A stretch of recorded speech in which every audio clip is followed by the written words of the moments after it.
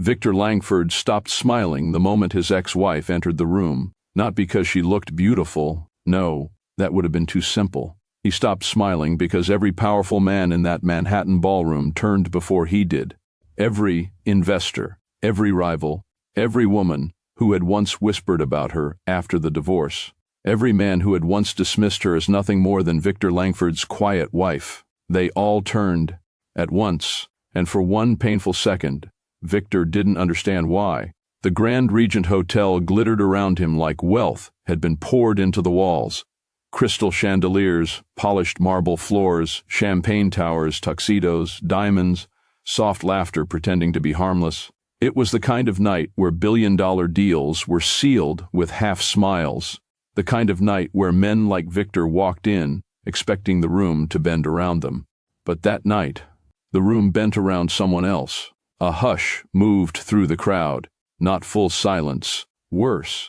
That quiet, curious pause people make when they know something important has just happened, but they don't yet know how dangerous it is. Victor's fingers tightened around the stem of his glass. Across the ballroom, near the entrance, Ilara Quinn stood beneath the warm glow of the chandelier, his ex-wife, the woman he had divorced 6 months ago without looking back. The woman he had replaced with Bianca Russo because Bianca was louder, brighter, easier to show off. The woman he thought would disappear quietly from the world he controlled, but Ilara had not disappeared. No, she had returned, and she had returned looking like the one thing Victor never expected her to become: untouchable. Her dress was deep emerald, simple but expensive, in that quiet way only old money understood.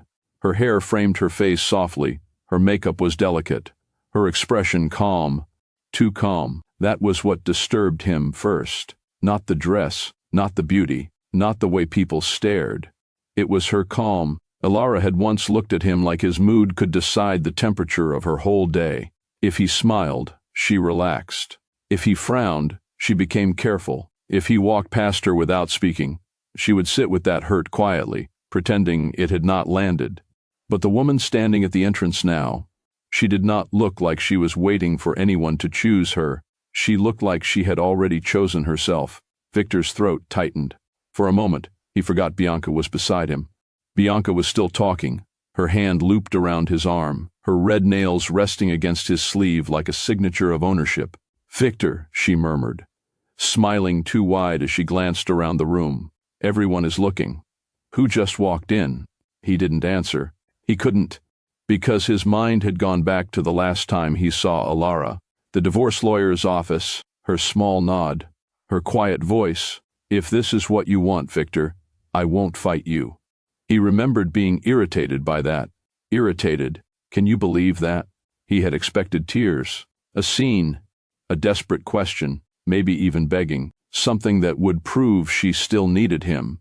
But Ilara had only looked at him with tired eyes, signed her name, and left with nothing but her dignity. At the time, Victor called it weakness. Now, watching her command a room without saying a single word, he wasn't so sure. A man near the bar leaned close to another guest and whispered, "Is that Ilara Quinn?" The second man blinked slowly. Victor Langford's ex-wife? Was, the first one said. Was, the word cut sharper than Victor expected. Was, a small word. A finished word. A word that placed him in her past like an old mistake. Bianca's smile thinned as she followed his stare. "Oh," she said softly. "That's her?" There was something in her tone, not pity, not curiosity, fear, just a little, just enough, because Bianca had expected a broken woman, a faded woman, a woman people would glance at and forget. But Ilara was not fading. Ilara was walking forward now, slowly, gracefully, with her chin lifted and her eyes clear. She passed the first cluster of guests. A board member who once ignored her stepped aside. A woman who once smiled at her with fake sympathy lowered her champagne glass. A young investor stared too long until his wife nudged him. Ilara noticed none of it. Or maybe she noticed all of it and simply decided none of it deserved her reaction. Well, that was when Victor felt the first crack. Not regret yet. Not love. Not even jealousy. something more humiliating. Confusion, because the woman he threw away had entered the room like a secret everyone else had discovered before him. And Victor Langford hated being the last man to know anything. His chest tightened as Alara moved deeper into the ballroom. She was alone. At least that was what he thought. For one foolish second, Victor let himself believe she had come alone. Maybe she wanted him to see her. Maybe this was some performance. Maybe beneath all that calm, she was still hurt, still waiting, still his, in some painful way. He almost breathed, almost, until the crowd shifted behind her. A tall man stepped into view, broad shoulders, black suit, calm eyes. No hurry, no need to announce himself. The room recognized him before Victor wanted to. Alexander Thorne, Victor's strongest rival, the man whose name opened doors Victor still had to negotiate for, the man investors trusted without asking twice, the man Victor had spent years pretending not to fear. Alexander moved beside Alara with quiet certainty, not like a man chasing attention, but like a man already used to owning the space he stood in. He didn't touch her at first. That was what made it worse. He didn't have to. His presence beside her said enough. Victor's pulse kicked hard once. No, not him. Anyone else. Anyone but him. Bianca's fingers tightened around Victor's arm. "Victor," she whispered, her voice lower now. "Why is Alexander Thorne with her?" Victor still couldn't answer, because Alara had finally stopped walking, right in the center of the ballroom, right beneath the chandelier, right where everyone could see her. Alexander leaned slightly toward her, his voice too low for Victor to hear. Whatever he said made Alara's face soften, not into a performance, not into the polite smile she used to wear beside Victor, a real softness. Small, private, protected. Victor felt it like a slap, because he knew that look. He had seen traces of it years ago, before he ruined it, before he taught her to stop expecting tenderness from him, before he made her believe love had to feel lonely. A quiet sound left Victor's throat, too low for anyone to notice. But he noticed, and for the first time that night, his hand trembled. Not much, just enough for the champagne in his glass to move, enough for Bianca to see, enough for her face to harden. Across the room, Alara looked up. Her eyes found Victor. The whole ballroom seemed to narrow. 6 months, that was all it had been. 6 months since he signed her away. 6 months since he walked out with Bianca. 6 months since he believed Alara Quinn would become a sad little chapter no one cared to reread.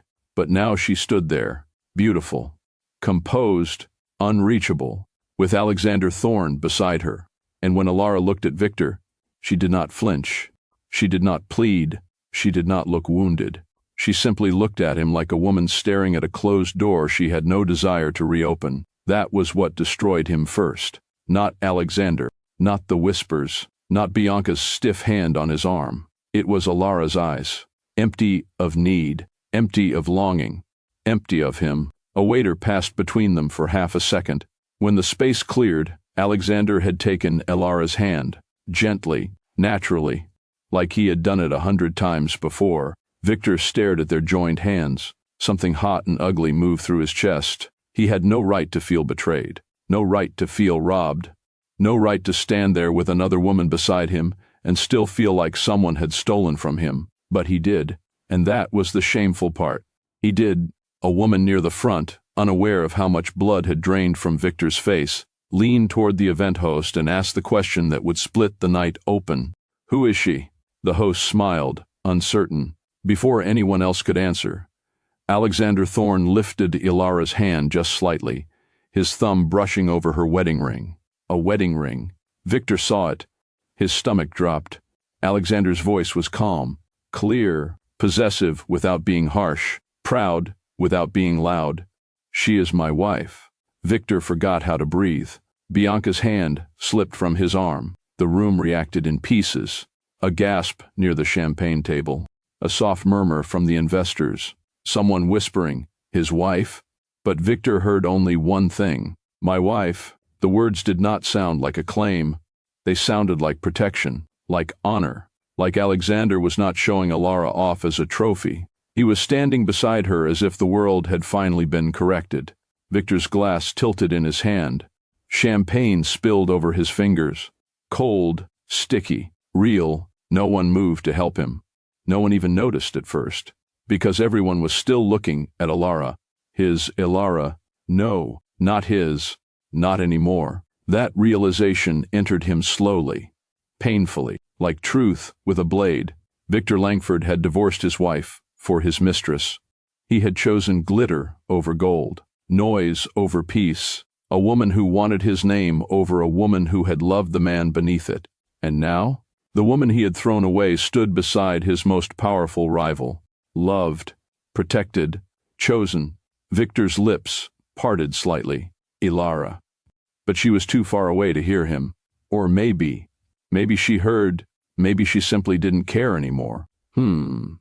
If you've ever watched someone lose the one person they should have protected, please like this video, comment your thoughts, and subscribe to Miss Wink Stories. It truly helps YouTube push this story to more people who need the lesson. Because some people don't know the value of what they have until another person treats it like treasure. And Victor Langford was about to learn that lesson in the cruelest way possible. 6 months earlier, before the ring on Ilara's finger belonged to Alexander Thorne, before the ballroom went silent for her, before Victor stood in front of the whole city, realizing he had lost more than a wife, there was a morning in their Manhattan penthouse when Ilara still believed her marriage could be saved, and Victor was already planning to break it. Welcome back to Miss Wink Stories, where life's most powerful lessons come wrapped in unforgettable tales. Tell me where you are watching from 6 months earlier. Morning light stretched across the glass walls of the Langford penthouse, spilling over marble floors, clean surfaces, everything in its place. Everything, except the space between them. Ilara stood by the dining table, carefully setting down Victor's breakfast, eggs, toast, fresh juice. The kind of routine she had built over time, not because she had to, but because she wanted to, because once it had meant something. Victor sat a few feet away, already dressed in a charcoal suit, his attention locked on his tablet. Numbers, emails, meetings, his world moving fast, always fast. Ilara, he said without looking up, his voice even. I'll be late tonight. For dinner. She paused for half a second, her fingers resting lightly on the edge of the plate. Again? She asked softly, not accusing, not complaining, just asking. Victor finally glanced up, but only briefly. It's important. A simple answer. Efficient. Final. Ilara nodded. Okay. She pulled out the chair across from him and sat down, her movements quiet, controlled. For a moment, she watched him, really watched him. The way he scrolled without pause, the way his jaw tightened slightly at whatever he was reading, the way he barely touched the food she had prepared. It wasn't sudden, this distance. It had grown slowly, like something that didn't want to be noticed. You didn't eat much yesterday, she said gently. Should I ask the chef to prepare something lighter tonight? Victor took a sip of his coffee, eyes still on the screen. No need. I'll eat out. Another pause. Ilara nodded again, smaller this time. Well, maybe this weekend we could. I have a conference in Boston, he cut in. Not harsh. Just immediate. Like her sentence hadn't needed to finish, her lips parted slightly, then closed. Right, she said quietly. The words settled between them, heavy, unanswered. Victor finally set the tablet down, reaching for his cufflinks. We'll plan something next week. Next week. It sounded reasonable. It always did. Ilara gave a small smile. Okay. But there was something in her eyes that didn't match the word. Something tired. Because next week had been coming for a long time now. Victor stood, adjusting his jacket, his mind already elsewhere. He walked past her, brushing a quick kiss against her temple. A habit. Nothing more. I'll see you later. And just like that, he was gone. The door closed softly behind him. The penthouse fell quiet. Ilara remained seated for a moment, her hands folded in her lap, her gaze fixed on the untouched breakfast across from her. She reached forward slowly, picking up his fork, adjusting it slightly. Even though it didn't need adjusting, something to do, something to hold on to, because the silence wasn't new, it had been there, growing, expanding, filling spaces where conversations used to live, and Alara had been speaking into it for a while now, hoping it would answer back. Later that evening, the city lights flickered through the windows, painting the penthouse in soft gold and shadow. Alara stood in front of the mirror, smoothing down the fabric of her dress, a simple navy piece, elegant but not loud. She hesitated for a moment, studying her reflection, not critically, just searching. Then she reached for her phone. Victor's message sat there, running late. "Don't wait up." Her fingers hovered over the screen. She typed, "I thought we could have dinner together tonight." She paused, deleted it, typed again, "I made something you like." Another pause, deleted that too. Her shoulders dropped slightly. Then, finally, "Okay, drive safe." Sent. The message delivered instantly. No reply. Alara stared at the screen for a second longer, then set the phone down gently, like it might break if she wasn't careful. She turned away, walking toward the dining table. 2 plates, set earlier, one still empty, the other untouched. She pulled out her chair slowly and sat, folding her hands together. The food had gone slightly cold. She didn't notice, or maybe she did, and just didn't care. Minutes passed, then more. The silence stretched again, longer this time. He wasn't coming. She knew that. Still, she waited, just a little, just in case. Her phone buzzed. Her heart lifted, then dropped. A notification. Not him. Alara exhaled quietly, reaching for her fork, cutting into the food without appetite. "It's fine," she murmured to herself. The words felt practiced, like something she had said before, too many times. The front door finally opened close to midnight. Victor walked in, loosening his tie, his expression unreadable. "You're still up?" he asked, surprised. Alara looked up from the couch, where she had moved sometime during the wait. "I thought you might be hungry."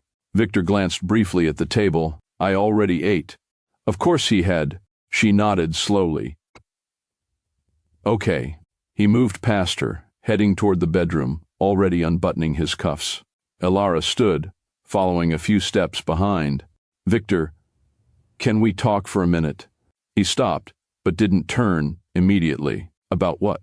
She hesitated, just for a second. "Us." A small word, but it carried weight. Victor exhaled, turning halfway, his expression not angry. "Just tired. Alara, I just got back." "Can this wait?" She swallowed. "It's just, we haven't really spent time together lately, and I thought maybe we could—" "I said we'll plan something," he interrupted, his tone still calm but firmer now. The same answer. Again. Her fingers curled slightly at her sides. "I know, I just— Alara." He said her name like a full stop, not loud, not harsh, just enough to end the conversation. She went still. For a moment, it looked like she might push again, say something else, ask one more time. But then, her shoulders softened. "Okay," she said quietly. A beat passed, then softer. I understand." Victor nodded, satisfied, already turning away. "Good. I have an early meeting." And just like that, it was over. The conversation, the attempt, the moment. Alara stood there, watching his back as he walked into the bedroom, the door closing behind him with a soft click. She didn't move immediately, didn't speak, didn't cry. She just stood there, listening to the silence settle again. He hadn't raised his voice. He hadn't said anything cruel. He hadn't done anything obviously wrong. And yet, something in her chest felt dismissed, small, like she had asked for something unreasonable, like wanting time.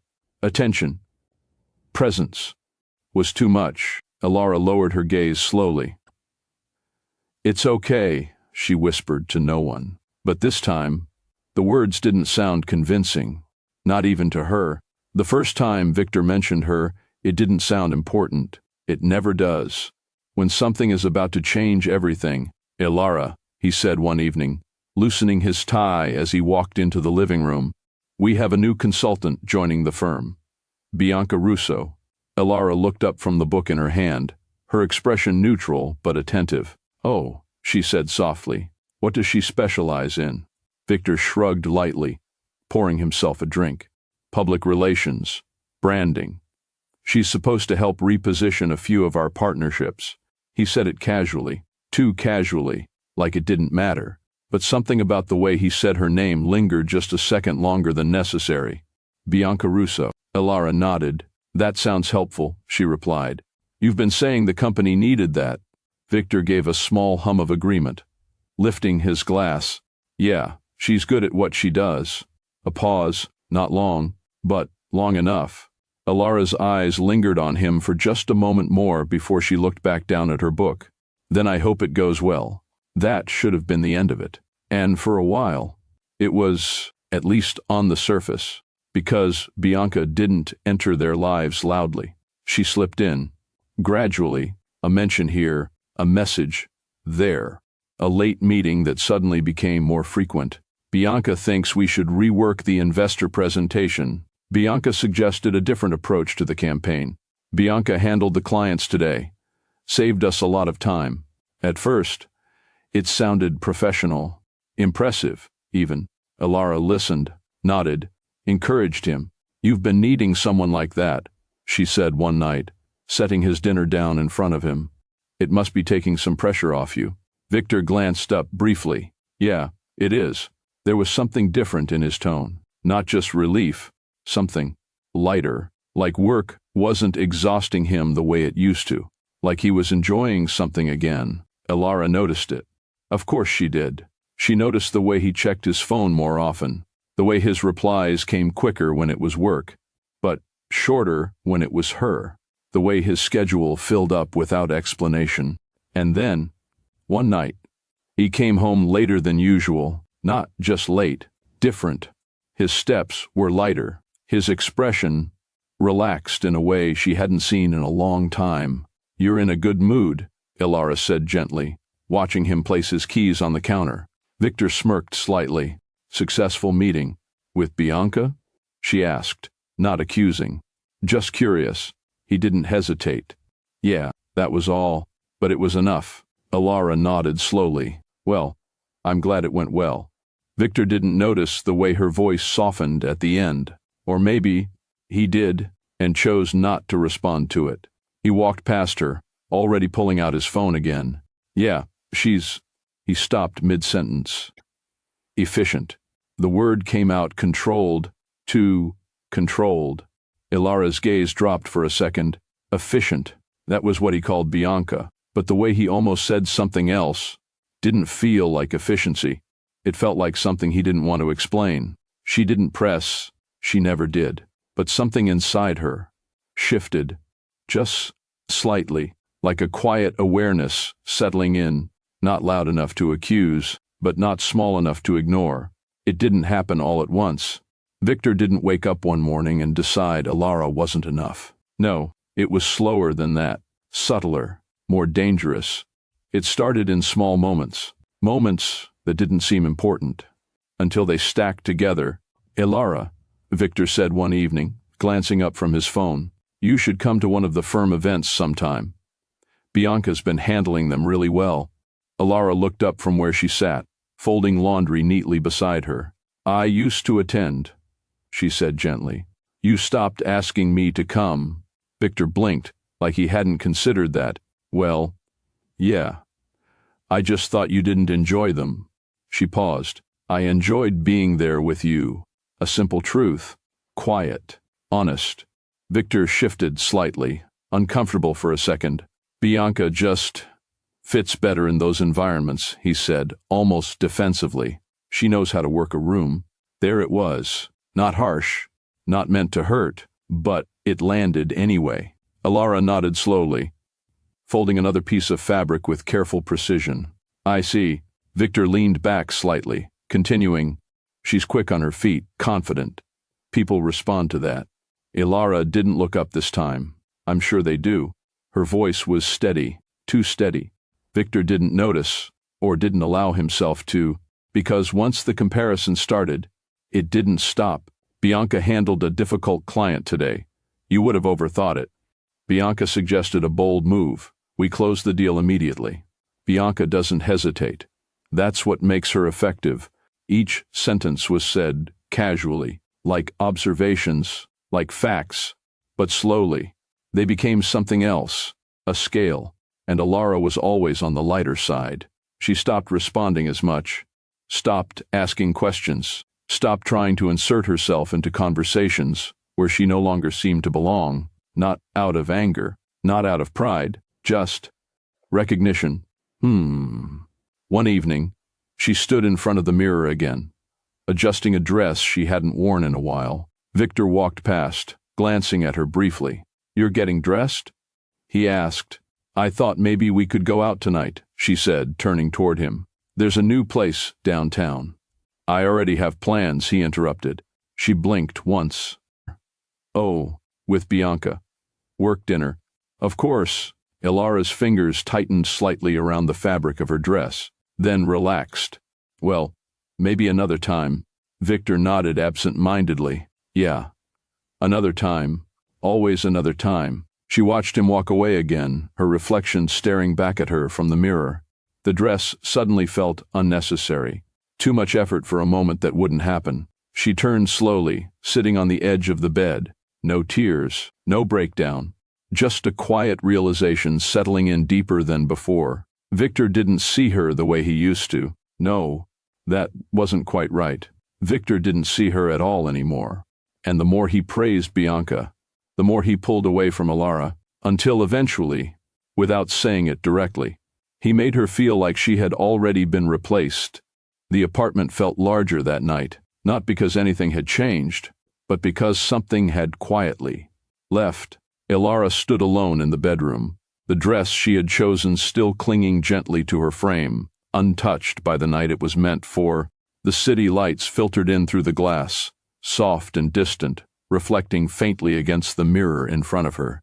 For a long moment, she just stood there, looking not at her beauty, not at the dress, but at the space beside her that no longer felt like it belonged to her.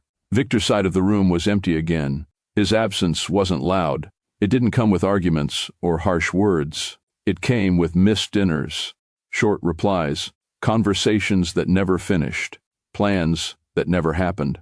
And slowly, without either of them saying it out loud, their marriage had become something quiet, something distant, something easy to overlook. Ilara reached up, her fingers brushing lightly against the fabric near her shoulder before letting it fall.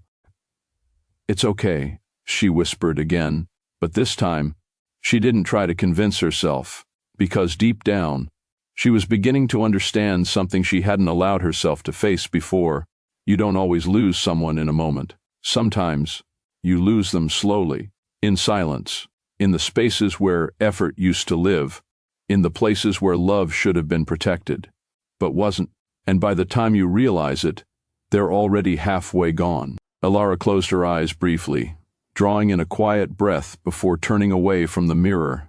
Behind her, the city kept moving, unbothered, unaware, and somewhere across that same city, Victor Langford was sitting across from another woman, laughing, listening, present, in ways he had stopped being at home. Tell me something.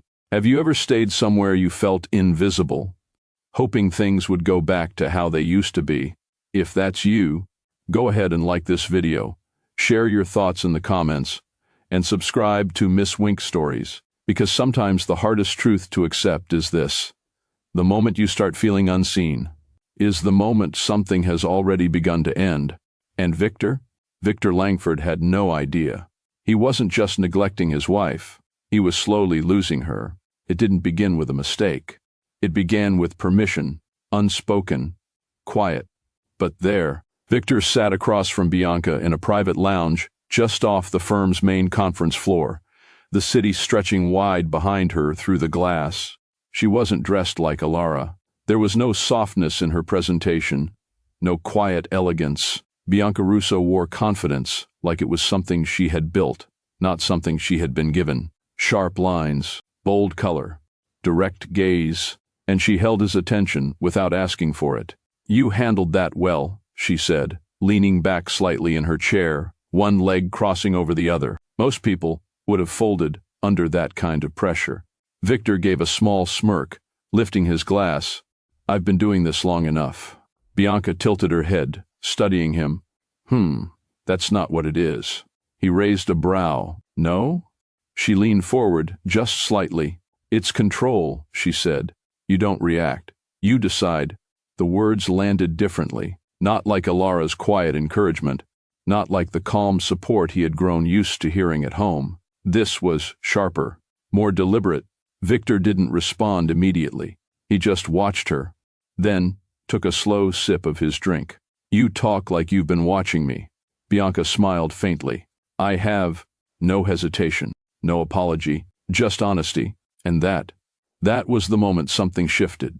Not physically, not obviously, but internally. Victor felt it, a small line being crossed, because attention like that, focused, intentional, it didn't feel like work. It felt personal. You're observant, he said. Bianca shrugged lightly. I notice what matters. A simple sentence, but it carried implication, and Victor understood it. Of course he did. He wasn't naive.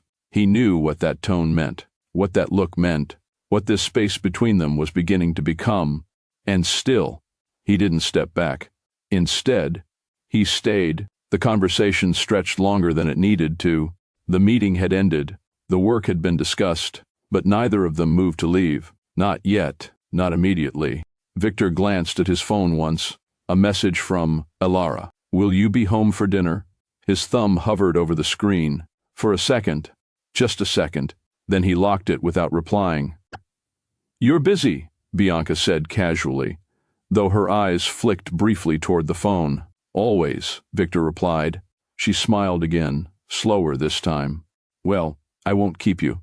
But she didn't stand. Neither did he. The silence between them wasn't awkward. It was aware, like both of them understood something had just changed, and neither was rushing to define it. Victor exhaled lightly, setting his glass down. I should go. Bianca nodded. Of course. But her gaze held his for just a second longer than necessary, and when he stood, she stood too, close enough that when he turned, their shoulders almost brushed. Almost. Victor felt it, that near contact, that intentional closeness disguised as coincidence. He didn't step back immediately. For a brief moment, he allowed himself to remain exactly where he was, not moving, not correcting the distance, not acknowledging what it meant. Then, he stepped away. Good work today, he said, his tone returning to something more controlled. Bianca gave a small nod. You too. He turned and walked out, just like that. No touch, no confession, nothing that could be called a betrayal. And yet, something had already begun, because the first crossing isn't physical, it's permission. And Victor had just given himself exactly that. By the time he got home that night, Alara was asleep. The lights were dim, the table was cleared. His phone still held her unread message. Victor glanced at it briefly, then set the phone aside. No reply, no explanation, no thought beyond the moment he had just left behind. Because, in his mind, he hadn't done anything wrong. Not yet. It became easier after that. Too easy. Bianca didn't need to push. She didn't need to chase. She simply created space, and Victor stepped into it. Victor, she said one afternoon, walking beside him through the office floor, heels clicking softly against the polished surface. That presentation yesterday? He glanced at her. What about it? She smiled. I've never seen someone command a room like that. A compliment. Simple. Direct. But different. Victor had heard praise before. From board members, from partners, even from Alara. But this felt personal. You're exaggerating, he said lightly. I'm not, Bianca replied, her tone steady. They were waiting for you to speak. You didn't just lead the meeting, you owned it. Victor looked ahead, his jaw tightening slightly, not in discomfort, but in acknowledgement. That word again, owned. Bianca understood the language of power, and she used it well. You make it sound more impressive than it was, he said. Bianca stopped walking. Victor slowed, turning slightly toward her.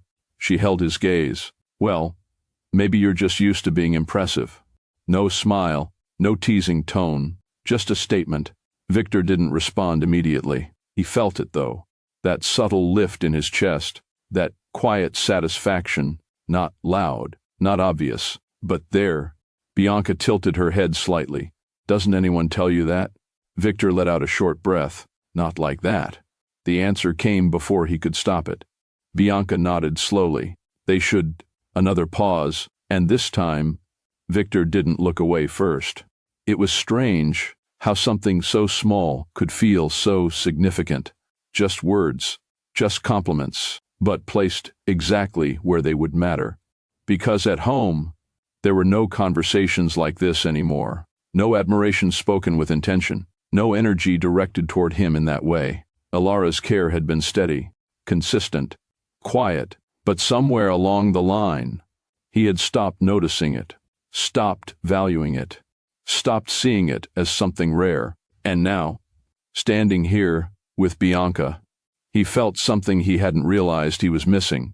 Recognition, even if it wasn't entirely real, even if it was carefully placed, it still worked. Well, Bianca said, breaking the moment first, her tone lightening again, I'll let you get back to being impressive.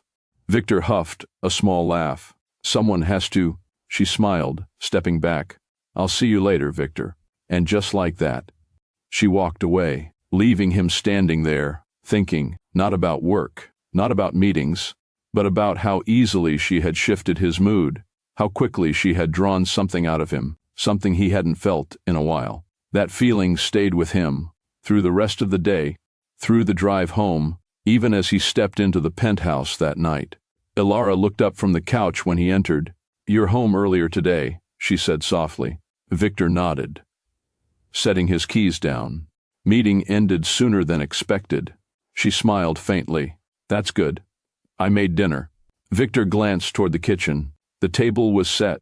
Again, carefully, thoughtfully, like always. Thanks, he said. But his voice lacked the same energy it had carried just hours before. He walked past her, loosening his tie. How was your day? Ilara asked, standing slowly. Busy. One word. Flat. She hesitated. Anything interesting happen? Victor paused for a fraction of a second. Bianca's voice echoed faintly in his mind.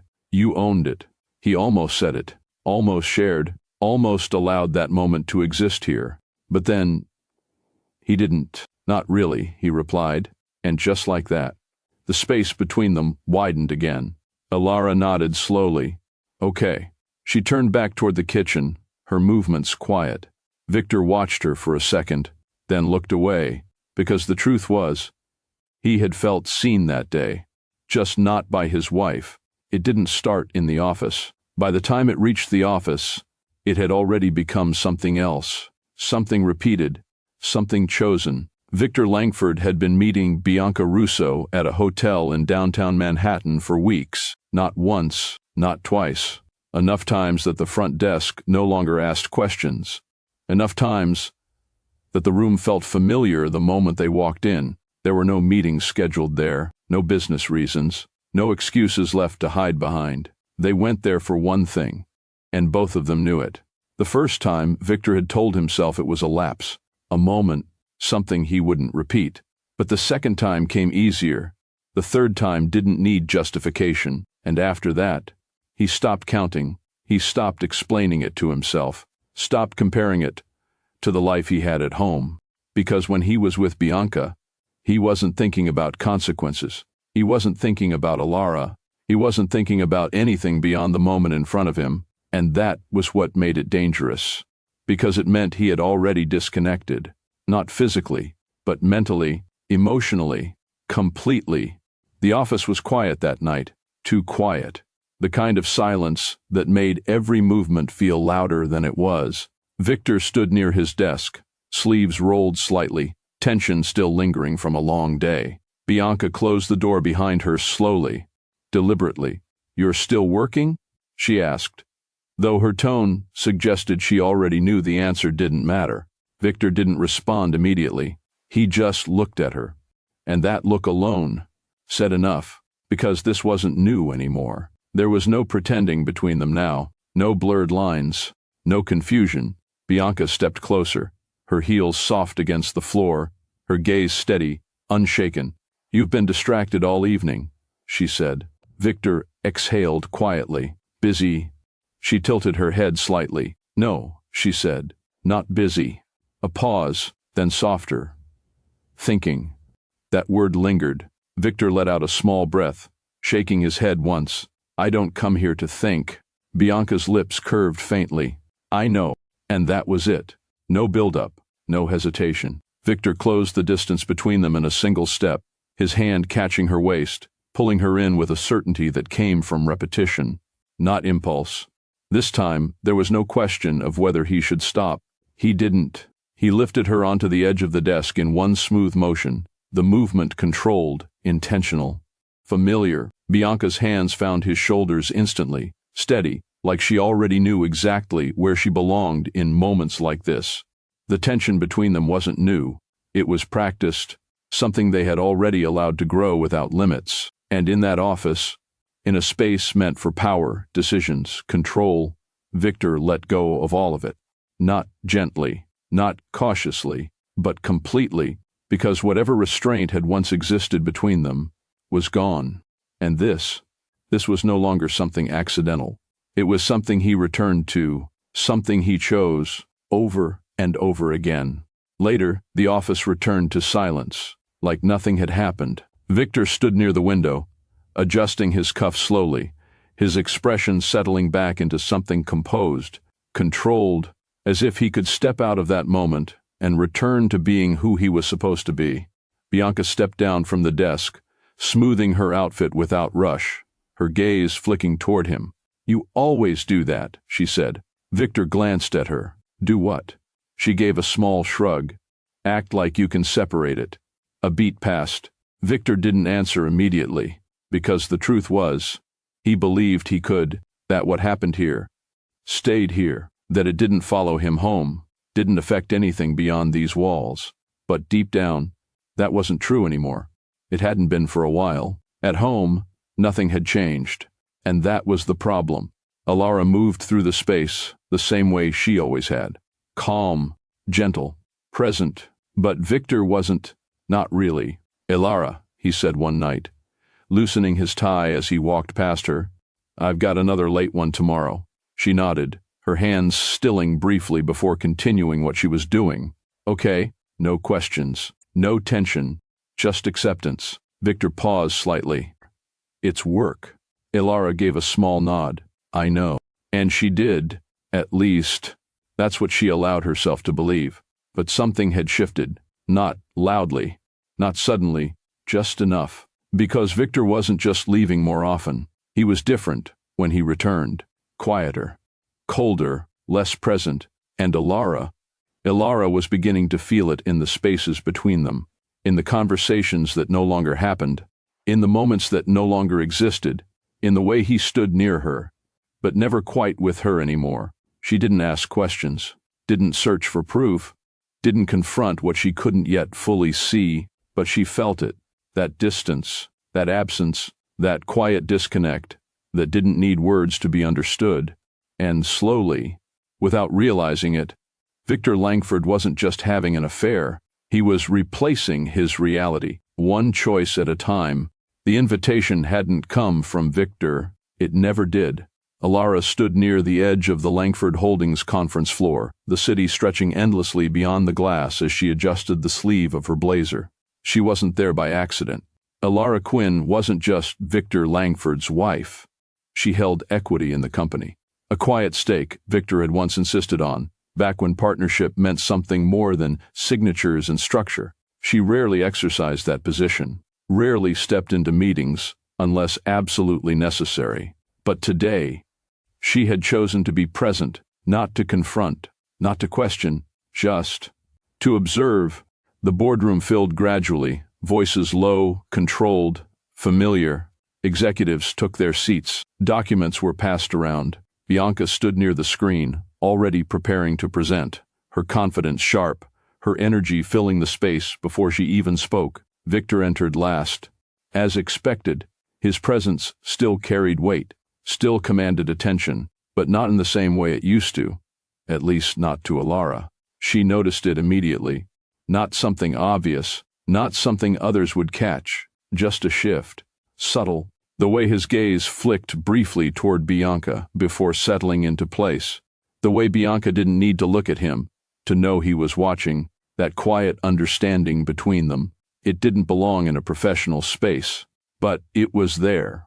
Alara saw it, didn't react, just noted it. The meeting began. Bianca moved through her presentation with ease, her voice steady, her ideas bold, commanding attention in a way that felt effortless. "And if we position the brand this way," she said, tapping the screen lightly, "we don't just compete, we dominate." A few heads nodded, Victor's included. "Good," he said. "Continue."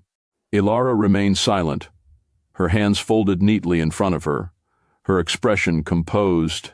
She didn't interrupt, didn't insert herself, didn't challenge anything being said, but she listened, closely, carefully, because while others were focused on the strategy, Alara was focused on something else: behavior, energy, the space between two people who were pretending there was nothing there. The door opened, no announcement, no disruption, just a quiet shift in attention. Alexander Thorne stepped in, late, but unbothered. His presence didn't rush to fill the room. It settled, slowly, deliberately. He took his seat without apology, his expression calm, his gaze moving once across the table, taking everything in without needing to linger. Victor acknowledged him with a brief nod. Professional, measured, nothing more. Alexander returned it.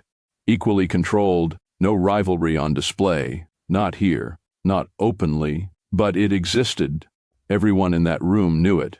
Bianca continued speaking, her rhythm uninterrupted, her confidence steady. Victor remained focused. The board followed. But Alexander, he wasn't just listening, he was observing, and then his gaze shifted, not to Victor, not to Bianca, to Alara.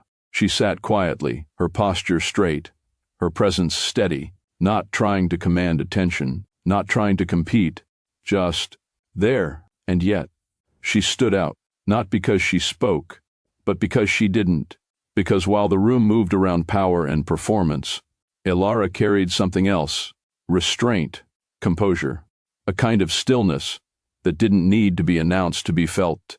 Alexander noticed. Of course he did. His eyes rested on her for a brief moment.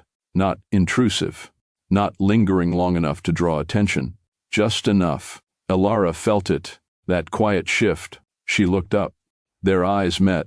A second, maybe less. No expression passed between them, no acknowledgement. Just awareness. Then Alexander looked away, like it hadn't happened, and the meeting continued. But something had already changed. Not visibly, not loudly, just quietly. Because, while Victor's attention had been divided, someone else had just begun to notice what he no longer did. The meeting ended the way most meetings did, with decisions, with agreements, with people standing, gathering their things, returning to whatever version of control they believed they held. Bianca moved toward Victor almost immediately, a file in her hand, her voice low. "I'll finalize the revisions tonight." Victor nodded. "Send them to me before morning." Of course. Their exchange was professional, clean, but the distance between them, it didn't match the tone. Too close, too familiar. Alara watched from where she stood, not directly, not obviously, just enough, because now that she had seen it, she couldn't unsee it. Not proof, not confirmation, but something stronger in its own way. Consistency, pattern, the kind that didn't lie.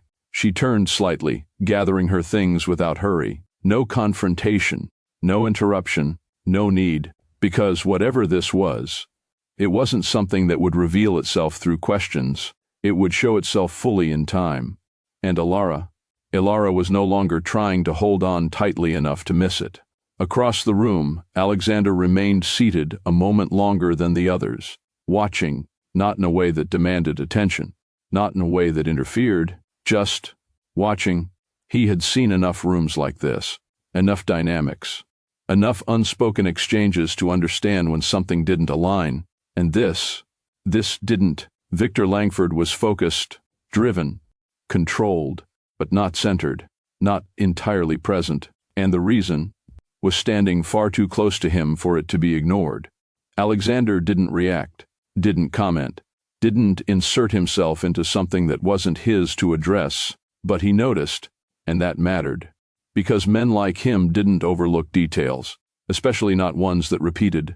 Elara moved toward the door quietly, unnoticed by most, unstopped by anyone.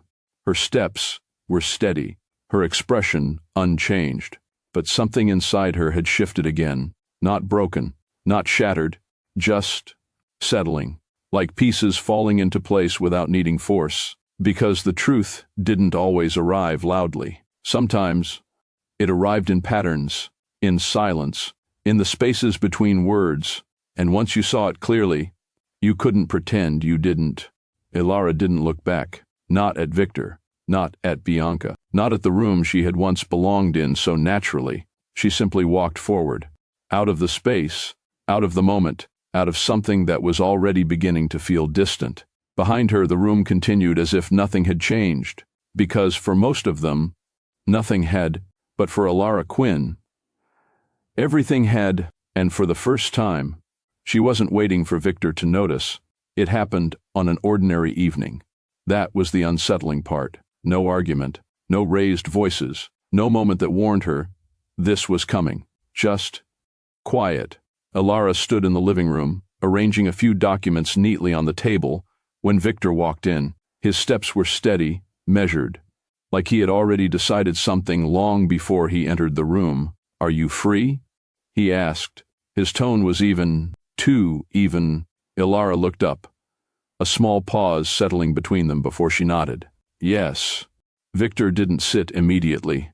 He remained standing for a second, adjusting his cuffs slightly, his gaze not quite meeting hers. Then, "I think we should end this." The words didn't echo. They didn't land loudly. They just existed, flat, final. Elara didn't react immediately, not because she didn't understand, but because the way he said it left no space to misunderstand. "End this," she repeated softly. Victor finally looked at her. Our marriage, no hesitation, no softening, just clarity.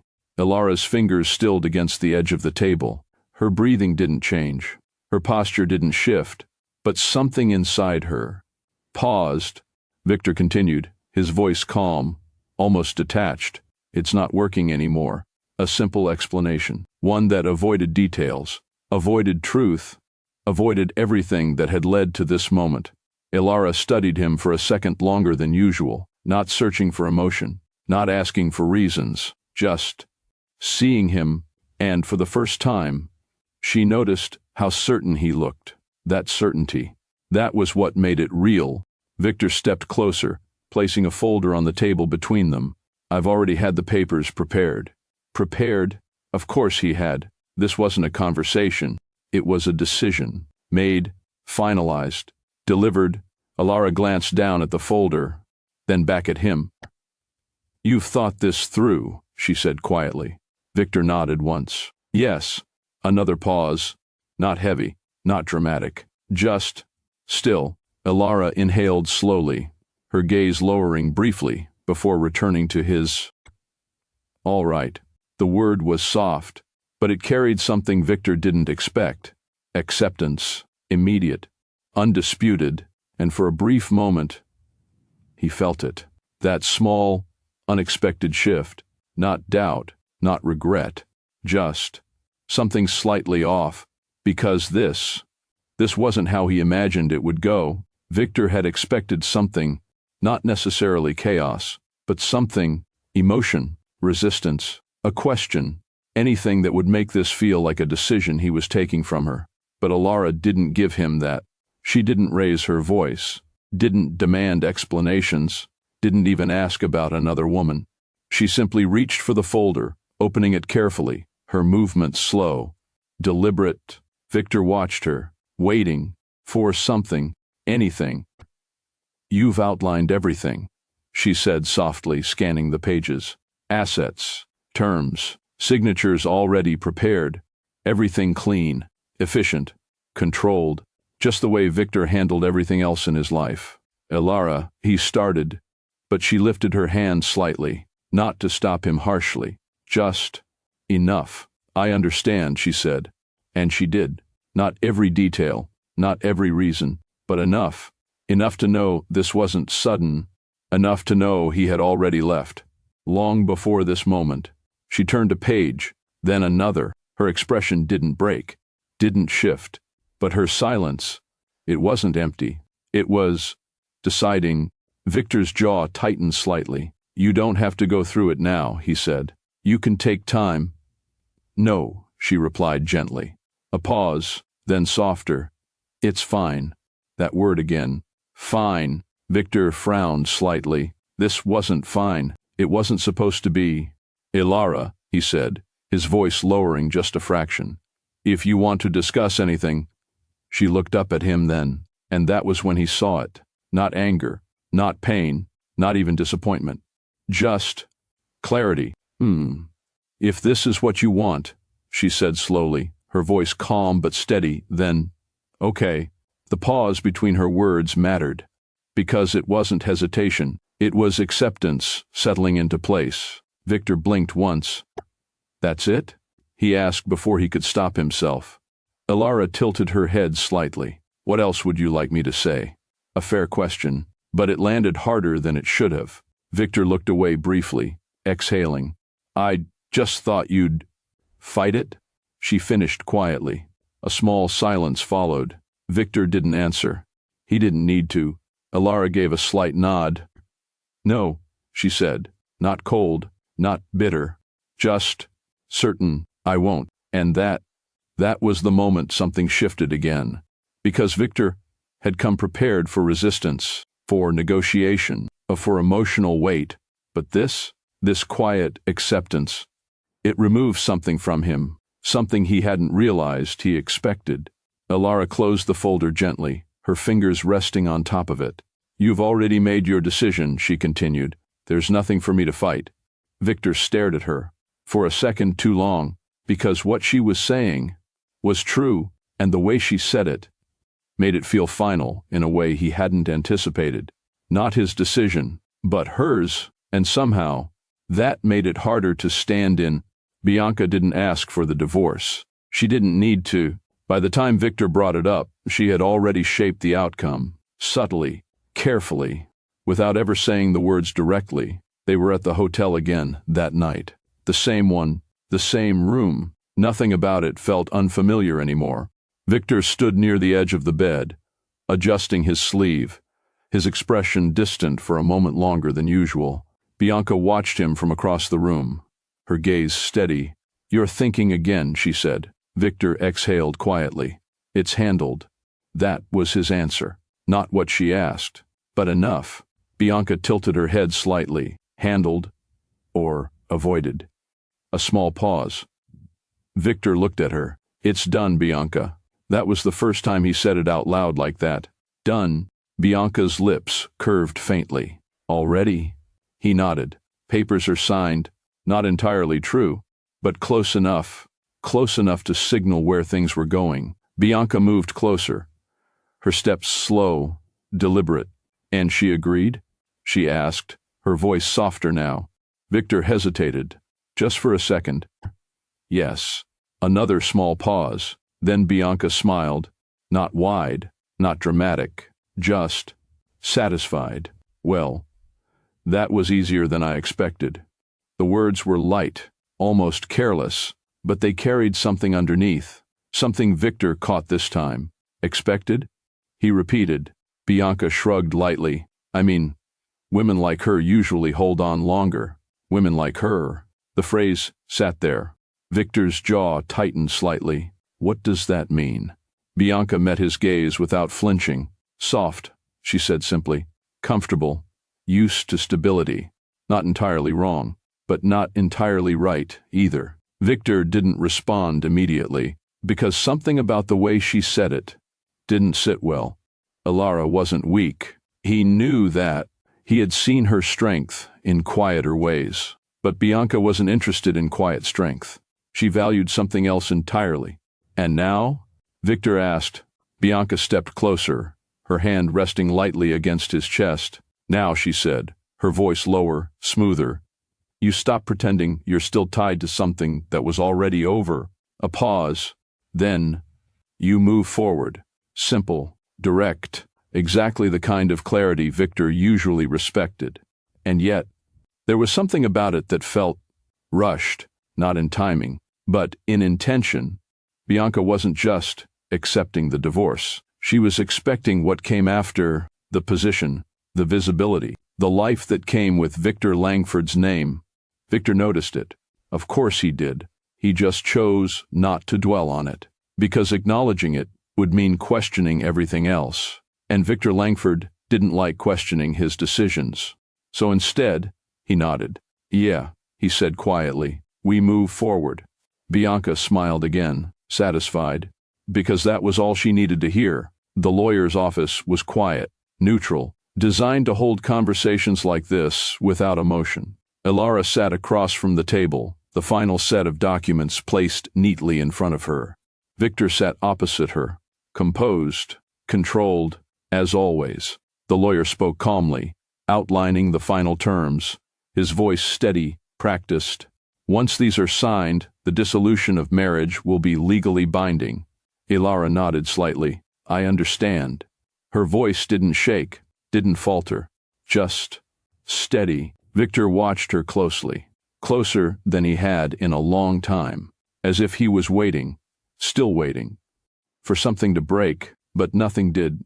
Ilara picked up the pen, her fingers wrapped around it gently, her gaze dropping to the paper. A small pause. Not hesitation, just acknowledgement. Then, she signed, clean, quick, no second thought. Victor felt something shift in his chest, not sharp, not overwhelming, just there, unexpected, because that moment, that signature, it should have felt like completion, like resolution. Instead, it felt like something closing that he hadn't fully looked at. He reached for his own pen next, signed, just as clean, just as quick. The lawyer gathered the documents, offering a polite nod. I'll have everything processed by the end of the week. Victor stood. So that's it, he said. The words sounded more final, spoken out loud. Ilara stood as well, smoothing her sleeve lightly. Yes, she replied. That was all. No extra words, no lingering attachment, just acceptance. Victor looked at her for a moment. If you need anything, I won't, she said gently. Not dismissive, not rude, just honest. Victor's expression tightened slightly, because that wasn't what he expected either. Ilara didn't look at him again after that. She picked up her bag, gave a polite nod to the lawyer, and walked toward the door. No rush, no hesitation, just steady steps. Victor remained where he stood for a second longer, watching. Something about the way she left felt unfamiliar, like she wasn't walking away from him. She was walking out of something she had already let go of. The door closed behind her softly, and just like that, it was done. Victor exhaled slowly, adjusting his cuff again, grounding himself in something controlled. He should have felt relieved, free, certain, and he did, mostly, but underneath that, there was something else, small, quiet, unsettling, because for the first time, Victor Langford realized something he hadn't prepared for. Ilara hadn't fought to stay, and somehow, that made the loss feel heavier than it should have. Ilara didn't look back when she walked out, not at the building, not at the life she had just signed away, not at Victor, because she already knew. There was nothing behind her worth turning around for. Victor stood by the window later that night, his phone lighting up in his hand. Bianca. Dinner tonight?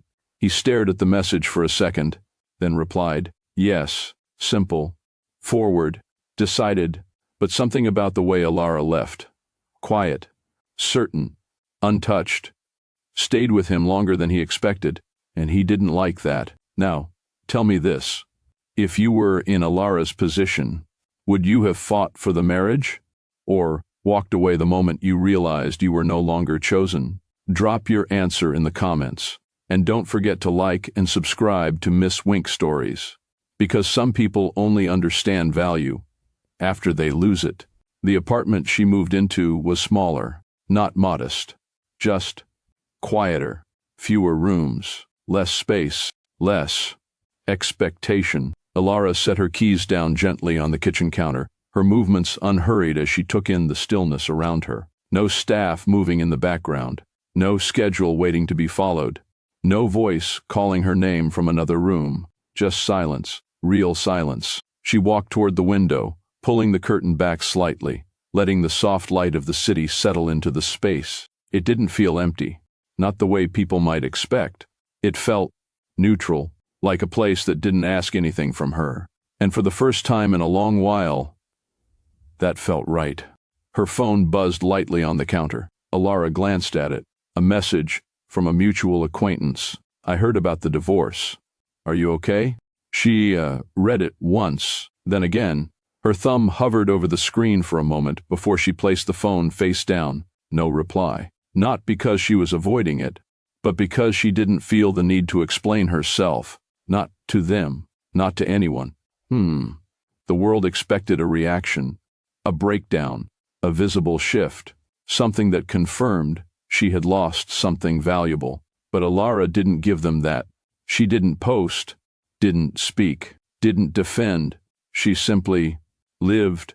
Days passed, then weeks. Her routine rebuilt itself quietly. Morning walks, work handled on her own terms, meals prepared when she felt like it, skipped when she didn't.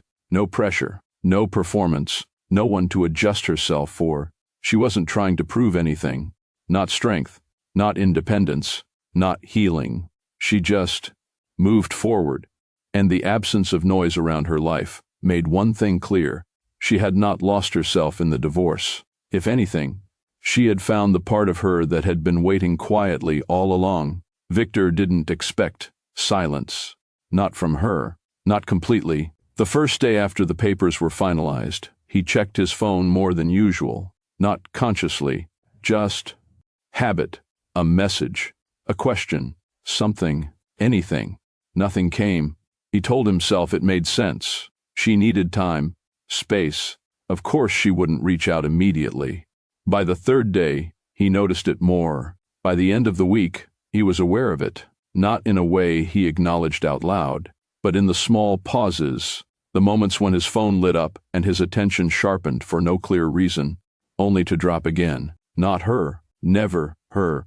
He sat in his office one evening, the city stretching wide behind him as he scrolled absently through his emails. His assistant knocked lightly before stepping in. You have a dinner scheduled tonight with Ms. Russo. Victor nodded once. All right. A pause. Then, and Mrs. Quinn? She asked carefully. Should I forward any correspondence to her directly now? Victor's hand stilled for a fraction of a second. No, he said, then added, there won't be any. The assistant nodded and left. The door closed softly behind her. Victor leaned back in his chair, exhaling slowly. There won't be any. The words sounded more final than he expected. He picked up his phone again, scrolled, stopped, opened his messages. Her name was still there, unchanged, unmoved. No new messages, no missed calls, no attempts. Victor stared at it for a second longer than necessary, then locked the screen. She's just adjusting, he muttered under his breath. It made sense.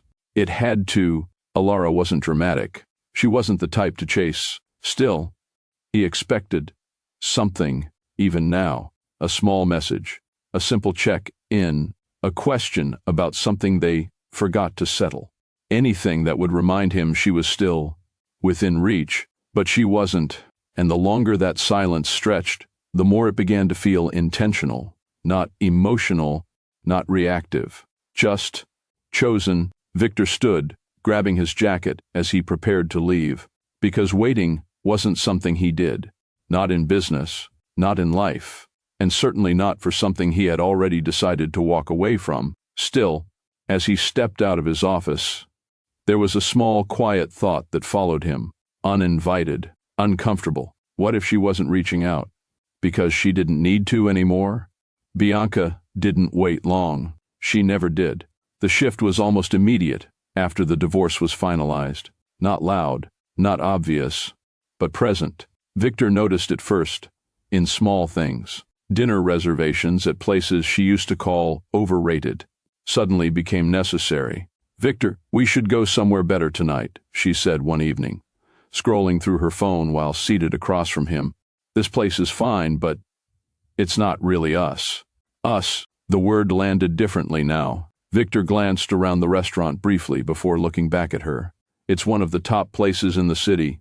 Bianca shrugged lightly. "Exactly. Everyone goes here." A pause, then she smiled. "But you're not everyone." Flattering, on the surface, but there was something else in it. Expectation. Victor leaned back slightly, studying her for a moment. "What would you prefer?" he asked. Bianca's eyes lit up. Not softly, but sharply. "There's a private dining spot in Midtown. Exclusive. You need connections to even get a reservation." Victor didn't respond immediately. She leaned forward just slightly. "I think it suits you better." "Suits you, not suits us." Victor caught that, but he didn't comment, because the shift was subtle enough to ignore, if he wanted to, and for now, he did. It showed up in other ways too. Shopping trips that stretched longer. Requests that weren't phrased like requests. "Victor, I saw something today. It would look incredible at your place." Your place, not ours. A small difference, but it stayed. He handed her his card without much thought. Bianca smiled, not warmly, satisfied. "Good," she said. "I'll have it delivered." No hesitation, no second thought. Victor watched her for a moment. There was no guilt in her actions, no pause, no awareness of how it might be perceived. Because to Bianca, this was normal. This was expected. This was the level she believed she belonged in. And Victor was the access point. One night, as they sat in his penthouse, now noticeably different without Alara's quiet presence, Bianca walked through the space slowly, her fingers trailing lightly over surfaces, like she was assessing something. "You could redesign this," she said casually. "It feels dated." Victor looked up from his glass. "It was recently done." Bianca glanced back at him. Not like this." A pause. Then, "It doesn't feel like you."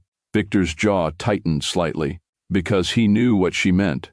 The space reflected something else, someone else. Alara, her taste, her restraint, her quiet elegance. Bianca turned fully toward him, her expression thoughtful.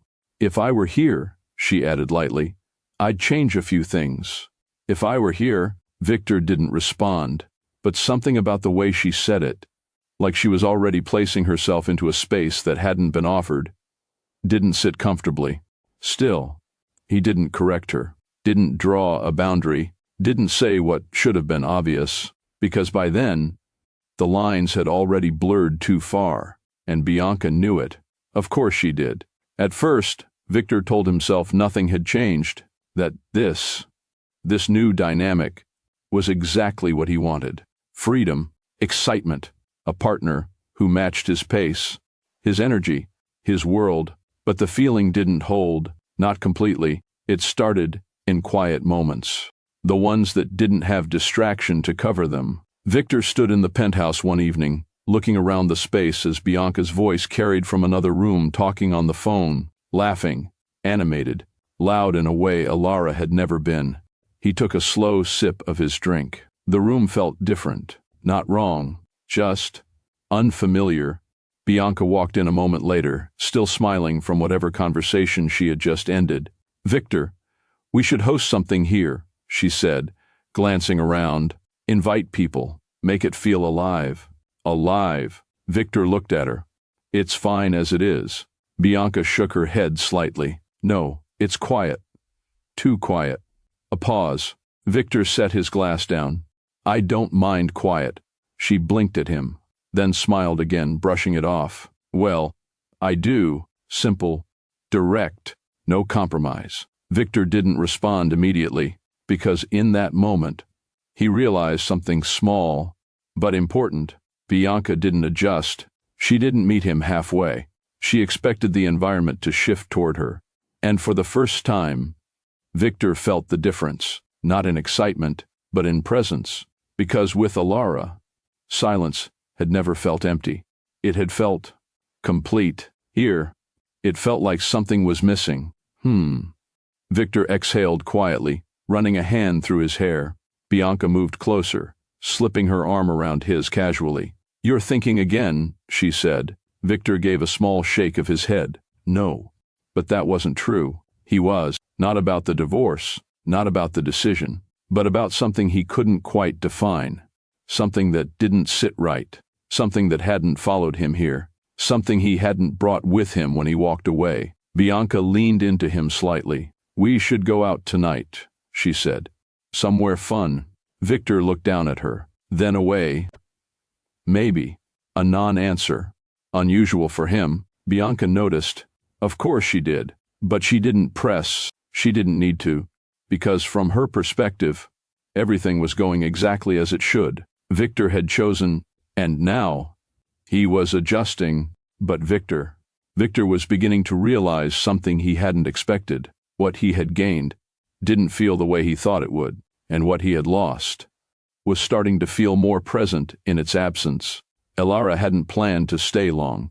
The cafe sat on a quiet corner in Tribeca, tucked away from the usual rush, the kind of place people chose when they wanted space without feeling alone.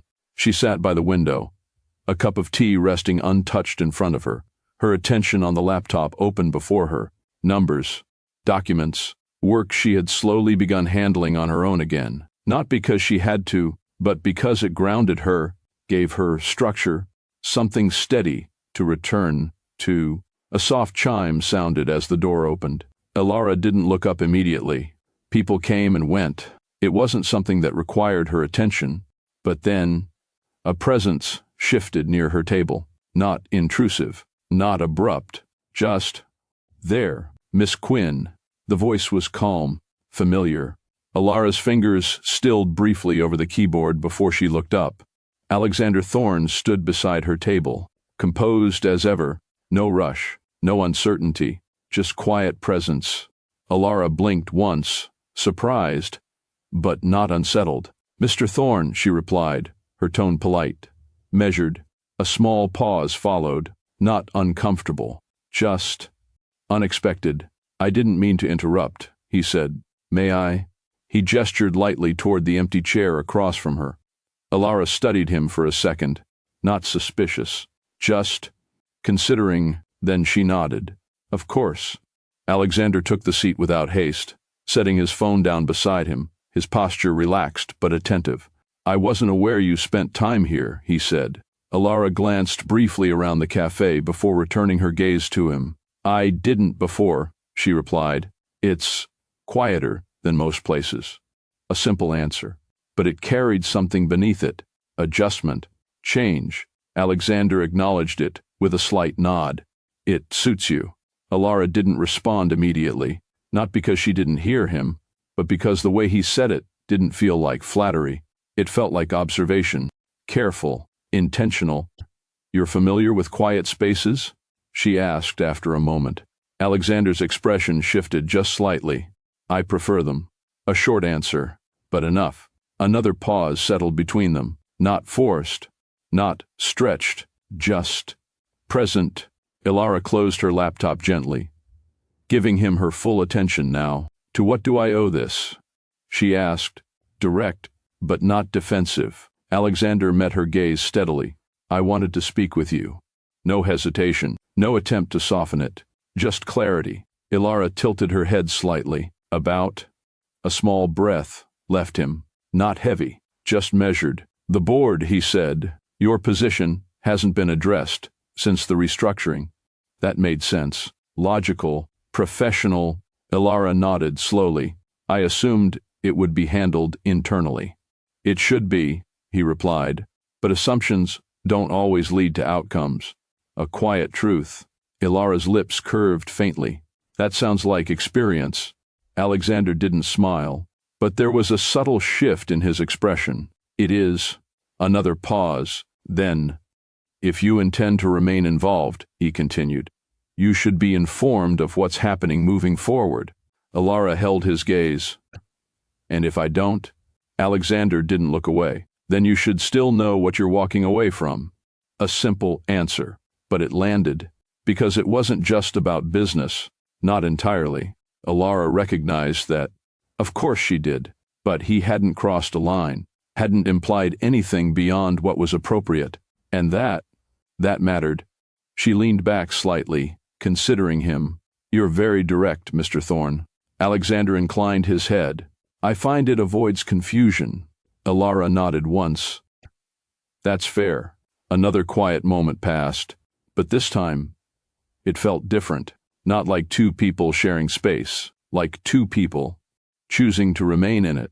Alexander glanced briefly at her cup. You haven't touched your tea.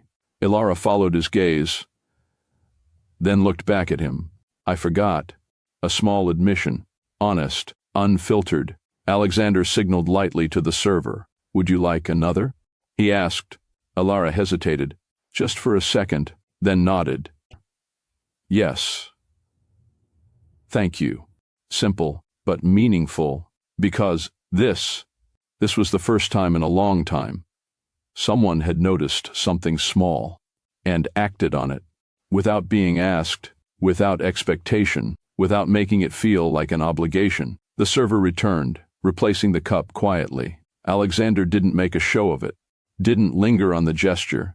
He simply resumed the conversation. As I said, he continued, you should be aware of your standing with the board.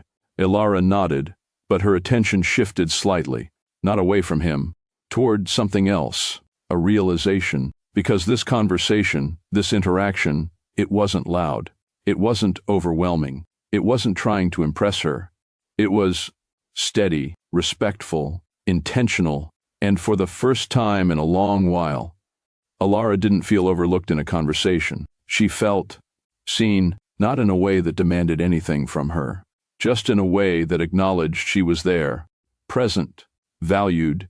She lifted the cup slightly, taking a small sip this time, warm, grounding. All right, she said softly, then I'll listen. Alexander gave a slight nod. That's all I'm asking. And just like that, something shifted. Not dramatically, not obviously, but enough, because while Victor had been waiting for something that would never come, Alexander Thorne had just taken the first step towards something that didn't need to be forced. The second time Alara saw him, it wasn't by chance, not exactly. She had returned to the same cafe a few days later, her routine settling into something steady now. Same corner table, same quiet atmosphere, same cup of tea that she sometimes forgot to drink. It wasn't about habit. It was about ease, a place where nothing was expected from her. She had just closed a document when a familiar voice spoke again. Miss Quinn. Alara looked up. Alexander Thorne stood there, composed as always, his presence as calm as it had been the first time.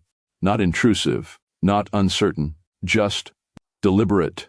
A small pause settled before she responded. Mr. Thorne.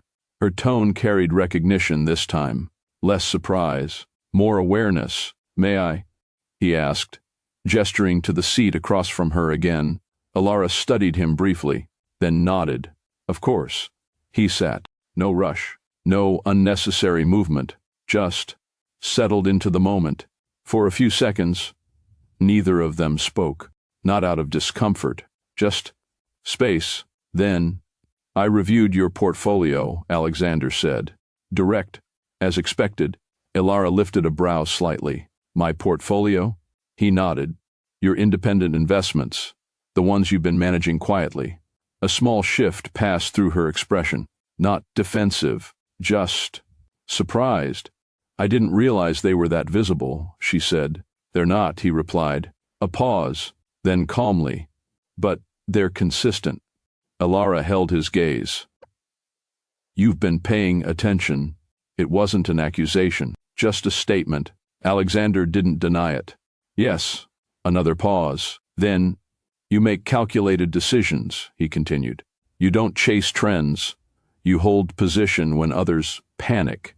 Alara leaned back slightly, processing that, because this wasn't surface-level observation. This was understanding. Well, she said softly, someone taught me to think long-term. Alexander's expression shifted just slightly. Then they taught you well. A quiet moment followed, and for the first time, Alara felt something unfamiliar in a conversation. Not pressure, not expectation, just presence. A space where she didn't need to explain herself to be understood. She picked up her cup this time without forgetting, taking a small sip. Most people don't notice things like that, she said. Alexander met her gaze steadily. I'm not most people. No arrogance, no emphasis, just fact.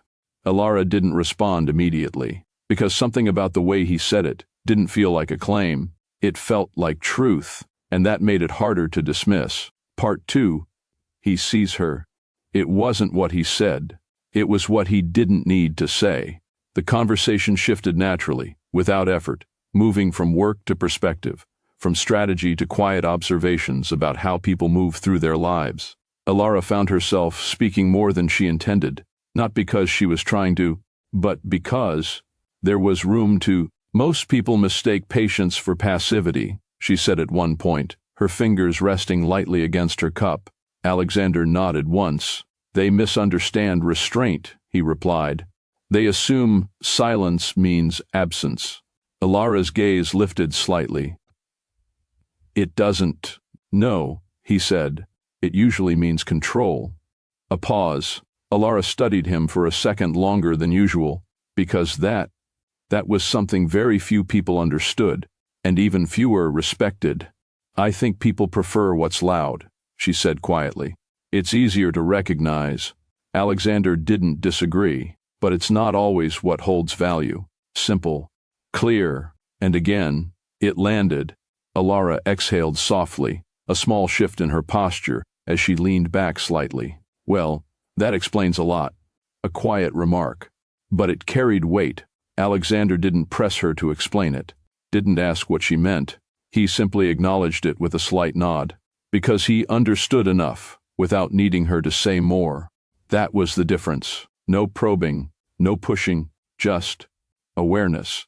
Alara's gaze dropped briefly before returning to him. You're very observant, Mr. Thorne. He didn't smile. I pay attention to what matters. The same kind of answer. Consistent, unchanged. Alara's lips curved faintly.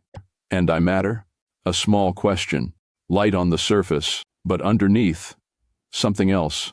Alexander didn't hesitate. Yes. No pause. No hesitation. No need to qualify it. Just certainty.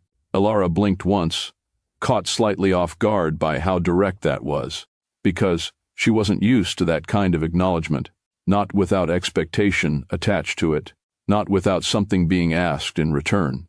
But Alexander didn't follow it with anything, didn't shift the tone, didn't change the space. He simply let the statement exist, and that was what made it real. Alara looked away briefly, her fingers brushing lightly against the edge of the table. That's rare, she said softly. Alexander's gaze didn't move. It shouldn't be. A quiet moment passed, then another, but this time, it wasn't silence. It was something else, something steady, something that didn't rush to define itself. Alara picked up her cup again, this time finishing it slowly, because for the first time in a long time, she wasn't trying to leave a conversation quickly. She was staying, and that alone said more than either of them needed to. The third time they met, Alara noticed it first, not in him, in herself. She was speaking more freely now, answering without overthinking, holding eye contact a little longer than she usually would, and that made her pause. Mid-sentence she stopped, her fingers tightening slightly around her cup before she set it down. Alexander didn't interrupt. He didn't fill the silence. He simply waited. I didn't plan to talk this much, Alara said after a moment, her tone lighter, but controlled. Alexander tilted his head slightly. You don't have to. Simple, no pressure. But that wasn't what made her hesitate. It was the opposite, the ease. Alara leaned back slightly, creating a small distance between them. Not physically noticeable to anyone else, but enough for her to feel it. That's not the issue, she said. A pause, then quieter. I just don't usually do this. Alexander studied her, not with curiosity, but with understanding. Talk? Alara shook her head lightly. No, she replied. Stay. The word lingered, because that was the truth. She didn't stay in conversations that felt unfamiliar, didn't allow herself to settle into spaces she hadn't fully measured. Not anymore. Not after everything. Alexander didn't respond immediately. He didn't challenge it, didn't question it. He just acknowledged it with a slight nod. That makes sense. Alara looked at him then. It does? It does, he said calmly. You're adjusting. A small breath left her, not heavy, just relieved, because he didn't ask her to explain, didn't push her to justify what she felt. He understood it as it was. I don't want to misunderstand anything, she added after a moment, her voice steady but careful. Alexander's gaze didn't shift. You won't. Another pause. Alara held his eyes for a second longer, searching, not for intention, but for clarity. You're very certain, she said. I don't say things I'm unsure of. A quiet statement. But it landed, because it meant something. It meant he wasn't guessing, wasn't playing with words, wasn't creating space just to fill it. He was deliberate, and that made her more cautious, not less. Alara reached for her bag slowly, her movements calm but final. I should go, she said, not abruptly, not defensively, just choosing to step back. Alexander didn't stop her, didn't question the decision, didn't ask for more time. He simply nodded once. All right. Alara stood, pausing briefly before stepping away. Thank you, she added quietly. Alexander inclined his head slightly. For what? She hesitated. Then, for not making this complicated. A small truth, but an important one. Alexander didn't smile, but something in his expression softened slightly. It doesn't have to be. Alara held his gaze for one last second, then turned and walked away, not rushed, not unsettled, just aware, because whatever this was, it wasn't something she could step into carelessly. And she wasn't the same woman she had been before, not anymore. Part 4, his patience. Alexander didn't follow her. He didn't call after her. He didn't send a message later that night. He simply let her go, because he understood something most people didn't. Not everything needed to be pursued aggressively to matter.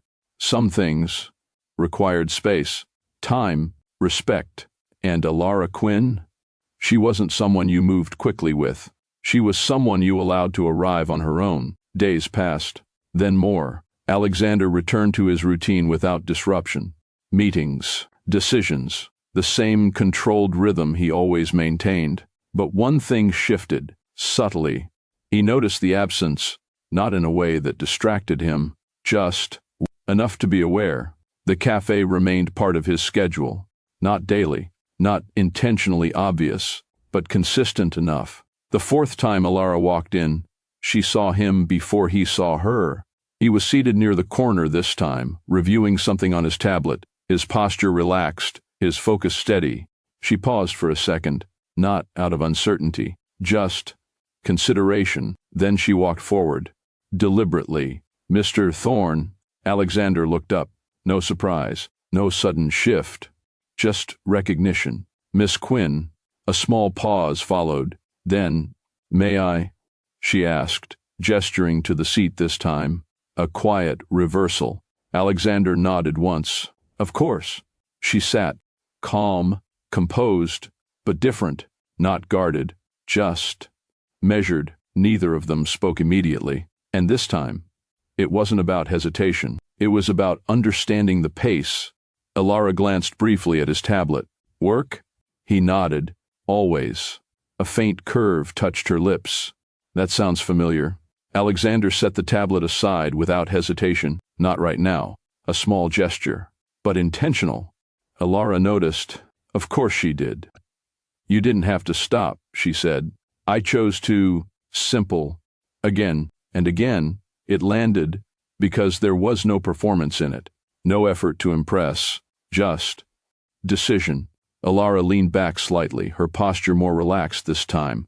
You're very patient, she said after a moment. Alexander's gaze held hers. It depends on what I'm waiting for. A quiet response, careful, but honest. Alara didn't look away immediately. And that was new, because she wasn't retreating this time. She wasn't stepping back out of caution. She was staying, not fully, not completely, but more than before, and Alexander didn't push it further, didn't close the space, didn't rush the moment. He simply remained where he was, present, steady, unchanging, because patience wasn't something he performed, it was something he understood, and with Alara, it was exactly what was needed. Something about him didn't rush her, didn't pressure her, didn't make her feel like she had to explain, or prove, or adjust herself to fit into a space, and that was new. Alara sat across from Alexander, her posture more relaxed than it had been the first time, her guard still there, but no longer in control of every moment. She wasn't giving herself away, but she wasn't pulling back either.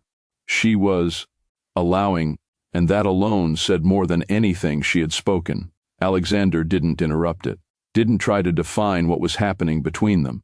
He simply remained steady, present, certain, because he understood something she was just beginning to feel. The right connection doesn't demand to be rushed.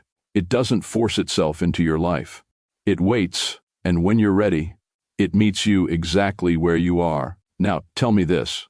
Have you ever met someone who didn't try to change you, didn't try to rush you, but somehow still made you feel seen in a way no one else ever had?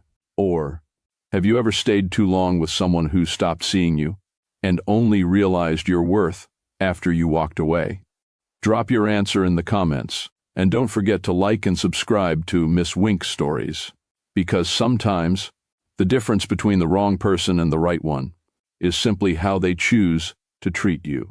It didn't hit Victor all at once, not like a realization, more like interruptions, small ones. At first it was just silence, the kind he had once wanted. No questions, no expectations, no one asking where he was going or when he'd be back. He moved through his days exactly the way he used to. Meetings, decisions, evenings that stretched late into the night.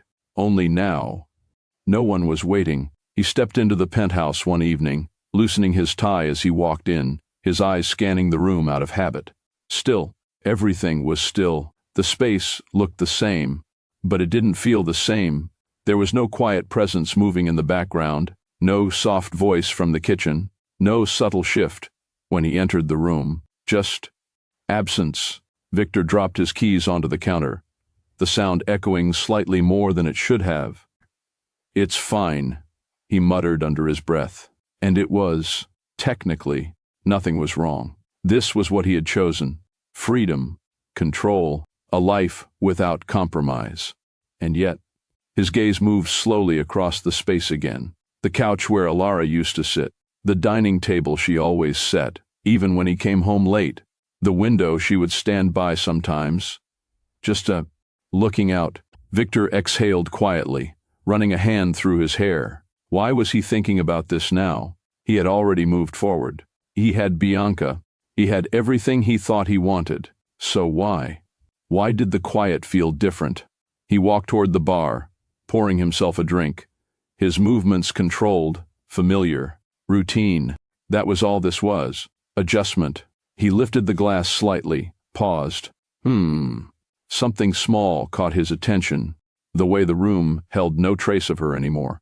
Not her presence, not her energy, not even the small things he never noticed until they were gone. Victor set the glass down again without drinking. A small, unexpected irritation settled in his chest. Not regret, not yet, just awareness. Because for the first time, Victor Langford realized something simple. Alara hadn't left noise behind. She had left space, and he didn't know what to do with it. Bianca didn't notice the emotional shift first. She noticed the results, or rather, the lack of them. She stood in the penthouse one afternoon, her phone in her hand, scrolling through a guest list for an event she'd expected to attend under a very different title. Her expression didn't change, but her interest did. "Victor," she called out casually, not looking up as he walked in. "That gala next week. You're attending, right?" Victor loosened his tie slightly. "Yes." A pause. Then, "Alone?" she asked. Victor frowned faintly. "It's a corporate event." Bianca finally looked up, and a small silence followed. Victor didn't answer immediately, because there was nothing unclear about what she was asking. Bianca tilted her head slightly, studying him. "I assumed things would be different by now." "Different?" Victor's jaw tightened, just a fraction. "They are." Bianca let out a soft breath, setting her phone down. "Are they?" She gestured lightly around the penthouse. "You're still keeping everything the same. Same routines, same structure, same." She paused briefly, her gaze flicking around. "Everything." Victor didn't respond, because he understood what she meant, and she knew he did. Bianca stepped closer, her tone still calm, but sharper now. "I didn't expect to still feel like I'm standing on the outside." That was the truth. Not emotional, not vulnerable, just transactional. Victor crossed his arms slightly. "What exactly are you expecting?" Bianca didn't hesitate. Visibility, a beat, position, another, and access. Clear, direct, no effort to soften it. Victor stared at her, because this was the first time she had said it this plainly. Bianca held his gaze. "I didn't step into this to remain hidden, Victor. No shame, no hesitation, just intent." Victor exhaled slowly. "It takes time." Bianca gave a faint, almost dismissive smile. "Well, I thought your name would move faster than that." There it was, not about him, not about them, about what came with him. Victor's expression hardened slightly. "You're getting ahead of yourself." Bianca shrugged lightly. "Or maybe I'm just being realistic." A pause, then softer. "I didn't expect to still be waiting." Victor didn't respond immediately, because something about that word, waiting, didn't sit right. Bianca wasn't patient. She wasn't someone who built slowly. She was someone who moved toward outcomes. And if the outcome didn't come, she adjusted. Victor watched her for a second longer, then looked away. "We'll get there," he said. But this time, it sounded less certain. Bianca picked up her phone again, her attention already shifting away from the conversation. I hope so." Not reassuring, not committed, just conditional, and that was the difference. Because Alara had stayed through absence, through distance, through being overlooked. Bianca? She was already calculating whether staying was still worth it. Her messages changed first, shorter, more direct, less interest in his schedule, more interest in his connections. Then her presence followed, not disappearing, just selective. She showed up when it mattered, when there was something to gain, something to be seen, something to access. And when there wasn't, she didn't. Victor noticed. Of course he did. But this time, he understood why. And that made it worse. Because whatever this was between them, it wasn't breaking. It was revealing itself. And Bianca Russo? She wasn't pulling away because she cared. She was pulling back. Because she wasn't getting what she came for. Victor wasn't expecting to see her. Not there. Not like that. The event was already in motion when he arrived. Low music, polished conversations, glasses raised in quiet deals. The kind of room where presence mattered more than words. He stepped in, adjusting his cuff, his expression set, controlled, familiar. Then, he saw her, Alara Quinn, across the room, standing near the window, speaking with someone, her posture calm, her presence steady, not trying, not performing, just there. Victor stilled for half a second, because she didn't look like someone recovering. She looked like someone who had already moved on. Different dress, different energy, but the same quiet elegance that once belonged to him. No, not his, not anymore. Someone greeted him, pulling him briefly into conversation, but his attention didn't hold. It kept shifting back to her. She laughed softly at something the man beside her said. Small, natural, unforced. Victor's jaw tightened slightly, because he recognized that version of her, the one that used to show up when she felt safe. He hadn't seen that in a long time. Victor? He blinked, pulling his focus back. Yes? You're not listening. I am, he said automatically. But he wasn't. Not really. Because Alara had just turned, and her eyes met his. No hesitation, no flinch, no reaction. Just recognition. Then she looked away, like he was just another person in the room. That was what landed. Not anger, not pain, indifference. Victor exhaled slowly, his grip tightening slightly around his glass, because for the first time, he wasn't being avoided. He was being dismissed, and he didn't know how to stand in that. Victor moved before he thought about it, crossing the room with quiet determination, his focus locked on her. He stopped just close enough. Alara. Her name left his mouth like it still belonged there. She turned, calm, composed, unshaken. Victor, she replied, polite, nothing more. A brief silence settled. Victor studied her, searching for something, anything familiar. You look. He started, then stopped. Alara waited. He didn't finish. Different, he said finally.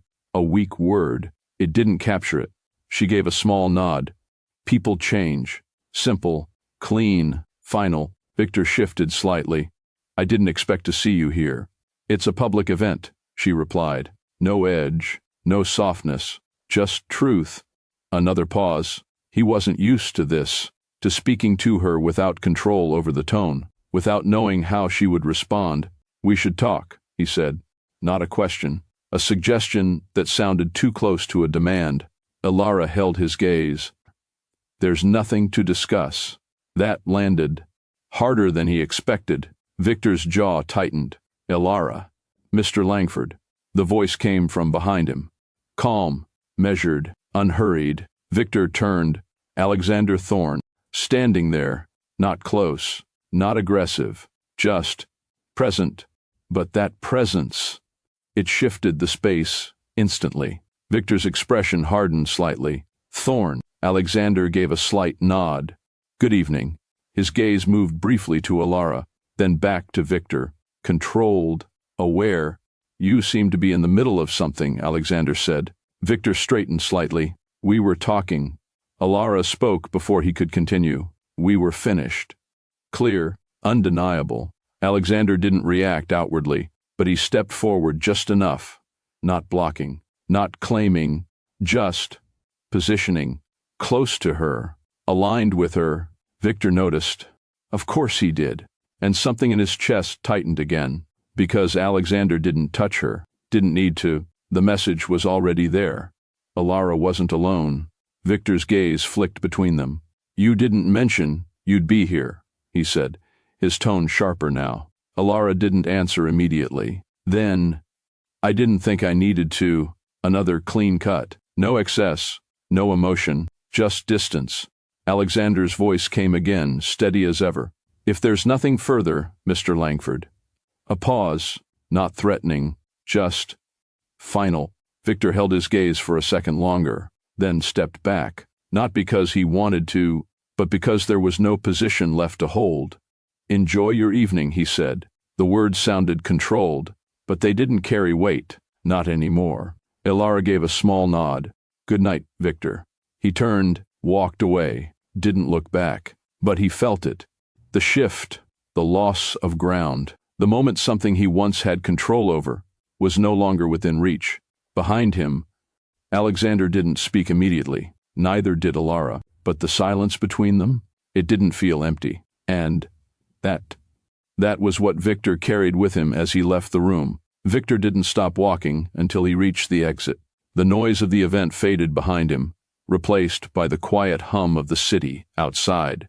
He stood there for a second, still, his hand tightening slightly at his side, because what he felt wasn't anger, wasn't even jealousy. It was something worse.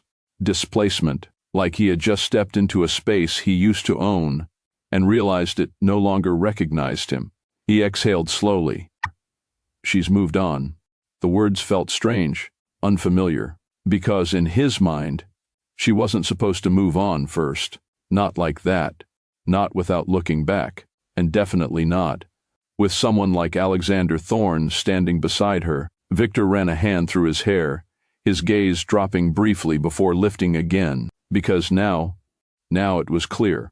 He hadn't just ended a marriage. He had walked away from a woman who knew how to love him quietly, and watched another man step in and see her completely, and that was a loss he couldn't control. Now tell me this. If you were Victor, would you try to get her back after seeing that? Or would you accept that you lost her the moment you chose someone else? Be honest. Drop your answer in the comments.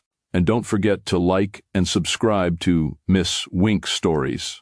Because sometimes, the moment you realize someone's worth is the moment they no longer belong to you.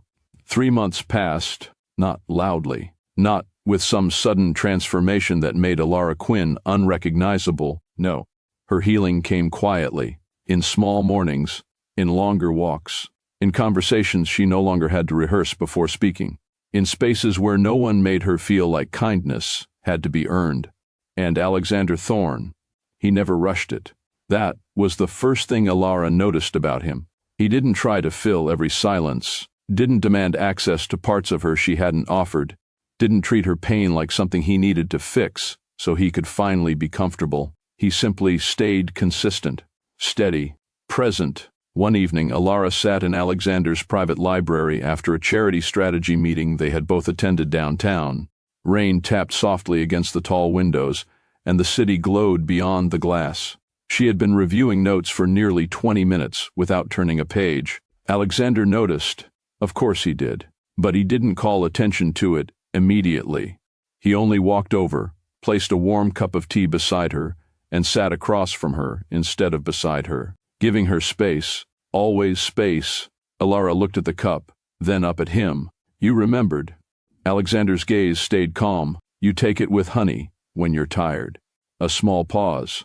Her fingers touched the cup gently. Well, she said, voice softer than she intended.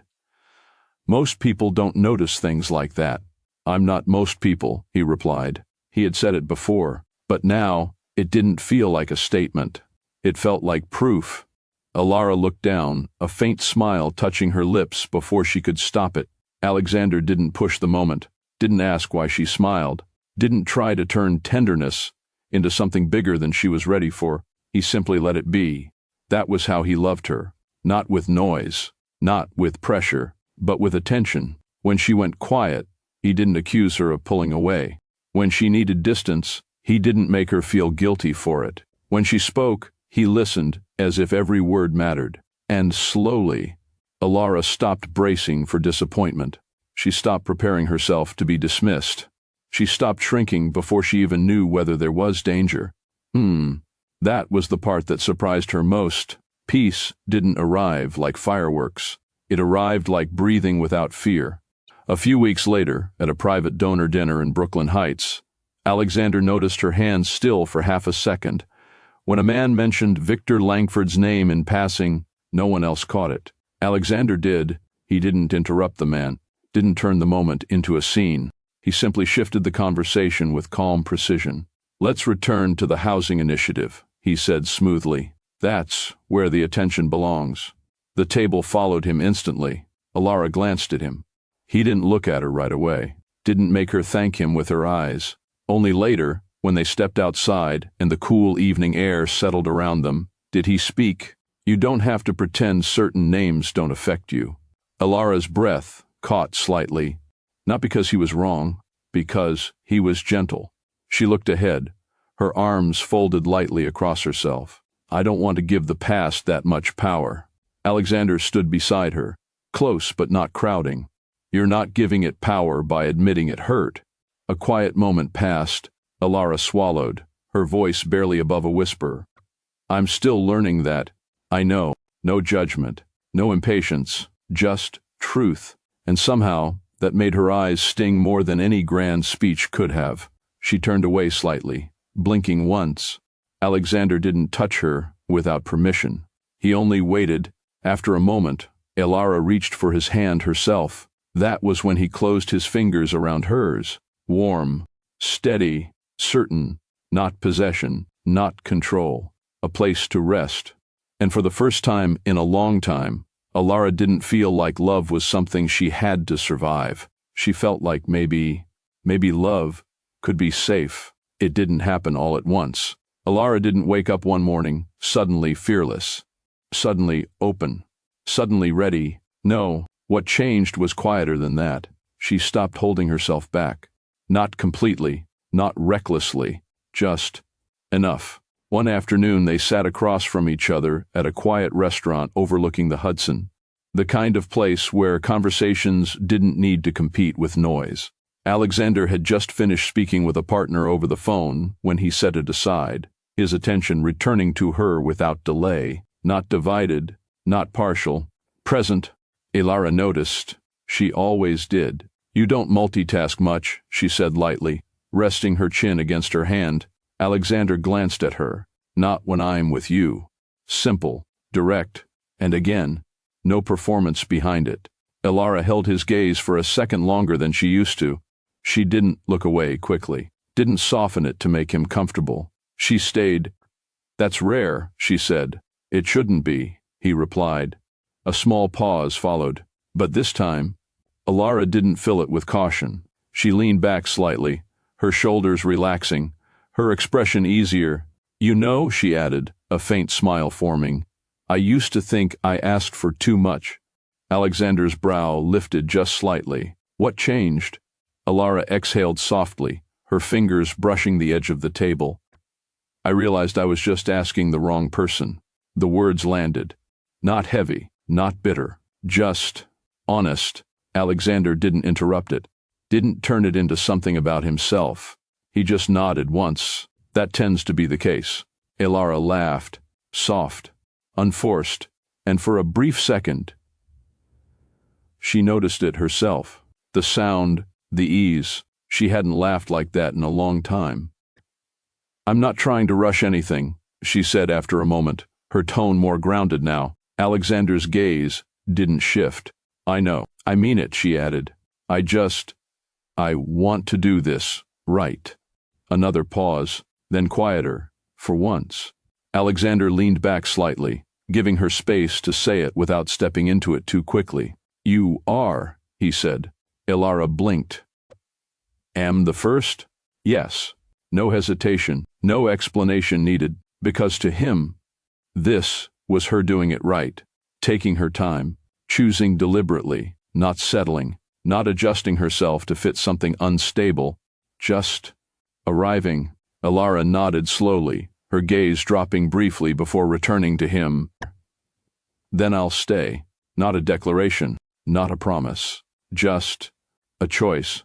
And that was enough. It wasn't planned for an audience. No photographers, no elaborate setup, no moment designed to be seen. Just them. The night was quiet. The city stretched out below Alexander's penthouse balcony. Lights scattered like distant stars, the air calm enough to hold the moment without interruption. Elara stood near the railing, her hands resting lightly against it as she looked out at the skyline. Alexander watched her from a few steps behind, not studying her, not analyzing, just seeing her, the version of her that had arrived here on her own, steady, certain, no longer waiting. He stepped forward, slowly. "Elara." She turned, calm, present. There was no tension between them now, no question about where they stood, just clarity. Alexander stopped in front of her, his gaze steady, his tone unchanged. "I don't want to rush you." Elara's lips curved faintly. "You haven't." "I know," he said, "and I won't." A small pause followed. Then, "But I also won't pretend I don't know what I want." That made her still slightly, not in fear, in attention. Alexander held her gaze. "I don't need time to figure you out," he continued. "I've already seen enough to understand exactly who you are." Elara's breath slowed, because this wasn't pressure. It wasn't urgency. It was certainty. Alexander reached into his pocket slowly, his movements deliberate, unhurried. He didn't kneel immediately. He didn't create suspense. He simply held the small box in his hand, his eyes never leaving hers. "I don't want to take anything from you," he said quietly. "Not your independence, not your pace, not your choices." A pause, then softer. "I just want to be the man you never have to question again." The words settled between them. Clear, uncomplicated, final, and then he lowered himself onto one knee, not dramatically, not performatively, just intentionally. "Elara Quinn," he said, his voice steady, "will you marry me?" Silence, not heavy, not tense, just still. Elara looked at him, really looked at him, not searching for flaws, not waiting for doubt, but seeing him for what he had been from the beginning, consistent, present, certain. Her eyes softened slightly, her breath leaving her in a quiet exhale. "You didn't rush me," she said. "Alexander didn't respond. He didn't need to, and you didn't try to change me." Still, he waited. Ilara's lips curved into something gentle, something sure. "Yes." No hesitation, no second thought. Just, yes. Alexander stood, closing the distance between them, not pulling her in immediately, giving her that final space to step forward on her own. And she did. Their hands met first. Then he drew her closer, not overwhelming, not consuming, just right. And, for the first time, Elara didn't feel like love was something she had to protect herself from. She felt like she had finally chosen something that would protect her too.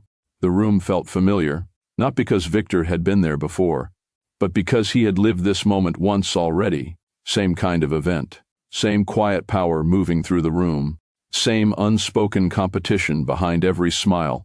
Only this time, he wasn't at the center of it. Victor stepped in, adjusting his cuff out of habit, his gaze scanning the space with practiced control. Then, it happened again. That shift, subtle but undeniable, attention, moving past him, not stopping, not settling, redirecting. Victor followed it.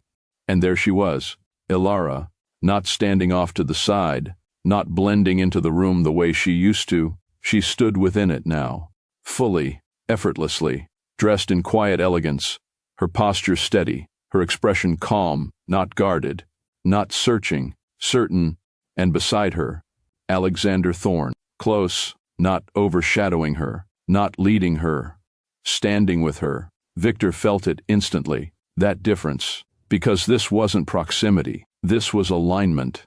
Someone approached them, greeting Alexander first, but when their attention shifted to Elara, it didn't drop. It held, respectfully, naturally. "Mrs. Thorne," the man said. The name landed clean. No hesitation, no adjustment needed, like it had always belonged to her. Victor's jaw tightened slightly, because it fit too easily, too completely. He took a step forward before he could stop himself. Then another, drawn by something he no longer controlled. And just like before, the question came, "Who is she?" A simple voice from across the room, curious, unaware. And again, the room seemed to pause around it. Alexander didn't look around, didn't hesitate. He reached for Elara's hand, natural, effortless, like it had always been there. "My wife." The words didn't echo, they didn't need to, they settled, final, undeniable. Victor stopped, completely, because this time, it didn't just feel familiar. It felt finished. There was no space left for interpretation, no room left for assumption. Elara didn't look at him, didn't acknowledge his presence, not out of avoidance, but because she didn't need to, and that was what made it real. Victor stood there for a second longer, then stepped back, quietly, because for the first time, there was nothing left to reach for. Bianca didn't call anymore, didn't text, didn't ask where he was or what he was doing. She had already made her decision, quietly, efficiently, the moment she realized Victor's name wasn't opening doors fast enough. She stopped standing beside it, No explanation, no confrontation, just absence. Victor noticed. Of course he did. But this time, he didn't try to fix it, didn't try to hold on, because something else had already taken its place. Something heavier, something final. He stood alone in the penthouse that night, the city stretching endlessly beyond the glass. The same space, the same view, but none of it felt the same anymore. He walked slowly through the room, his eyes catching on things he had once ignored: the chair she used to sit in, the window she used to stand by, the quiet presence that used to make this place feel complete. Victor exhaled slowly, his hand brushing against the counter as he stopped. I let her go. The words sounded different out loud, not defensive, not justified, just true. And now there was no one to return to, no one waiting, no one reaching, because Alara hadn't just moved on, she had chosen someone else, completely. And that was the part Victor couldn't undo, not with time, not with regret, not with realization, because some things, once lost, don't come back. Now tell me this: if you had someone who loved you quietly, consistently, without conditions, would you have recognized their value while you still had them? Or would you have waited until someone else showed you what you lost? Be honest. Drop your answer in the comments. And don't forget to like and subscribe to Miss Wink's Stories. Because sometimes, the greatest mistake isn't losing someone, it's realizing too late they were the only one who ever truly chose you. Until next time, like, comment, share, subscribe.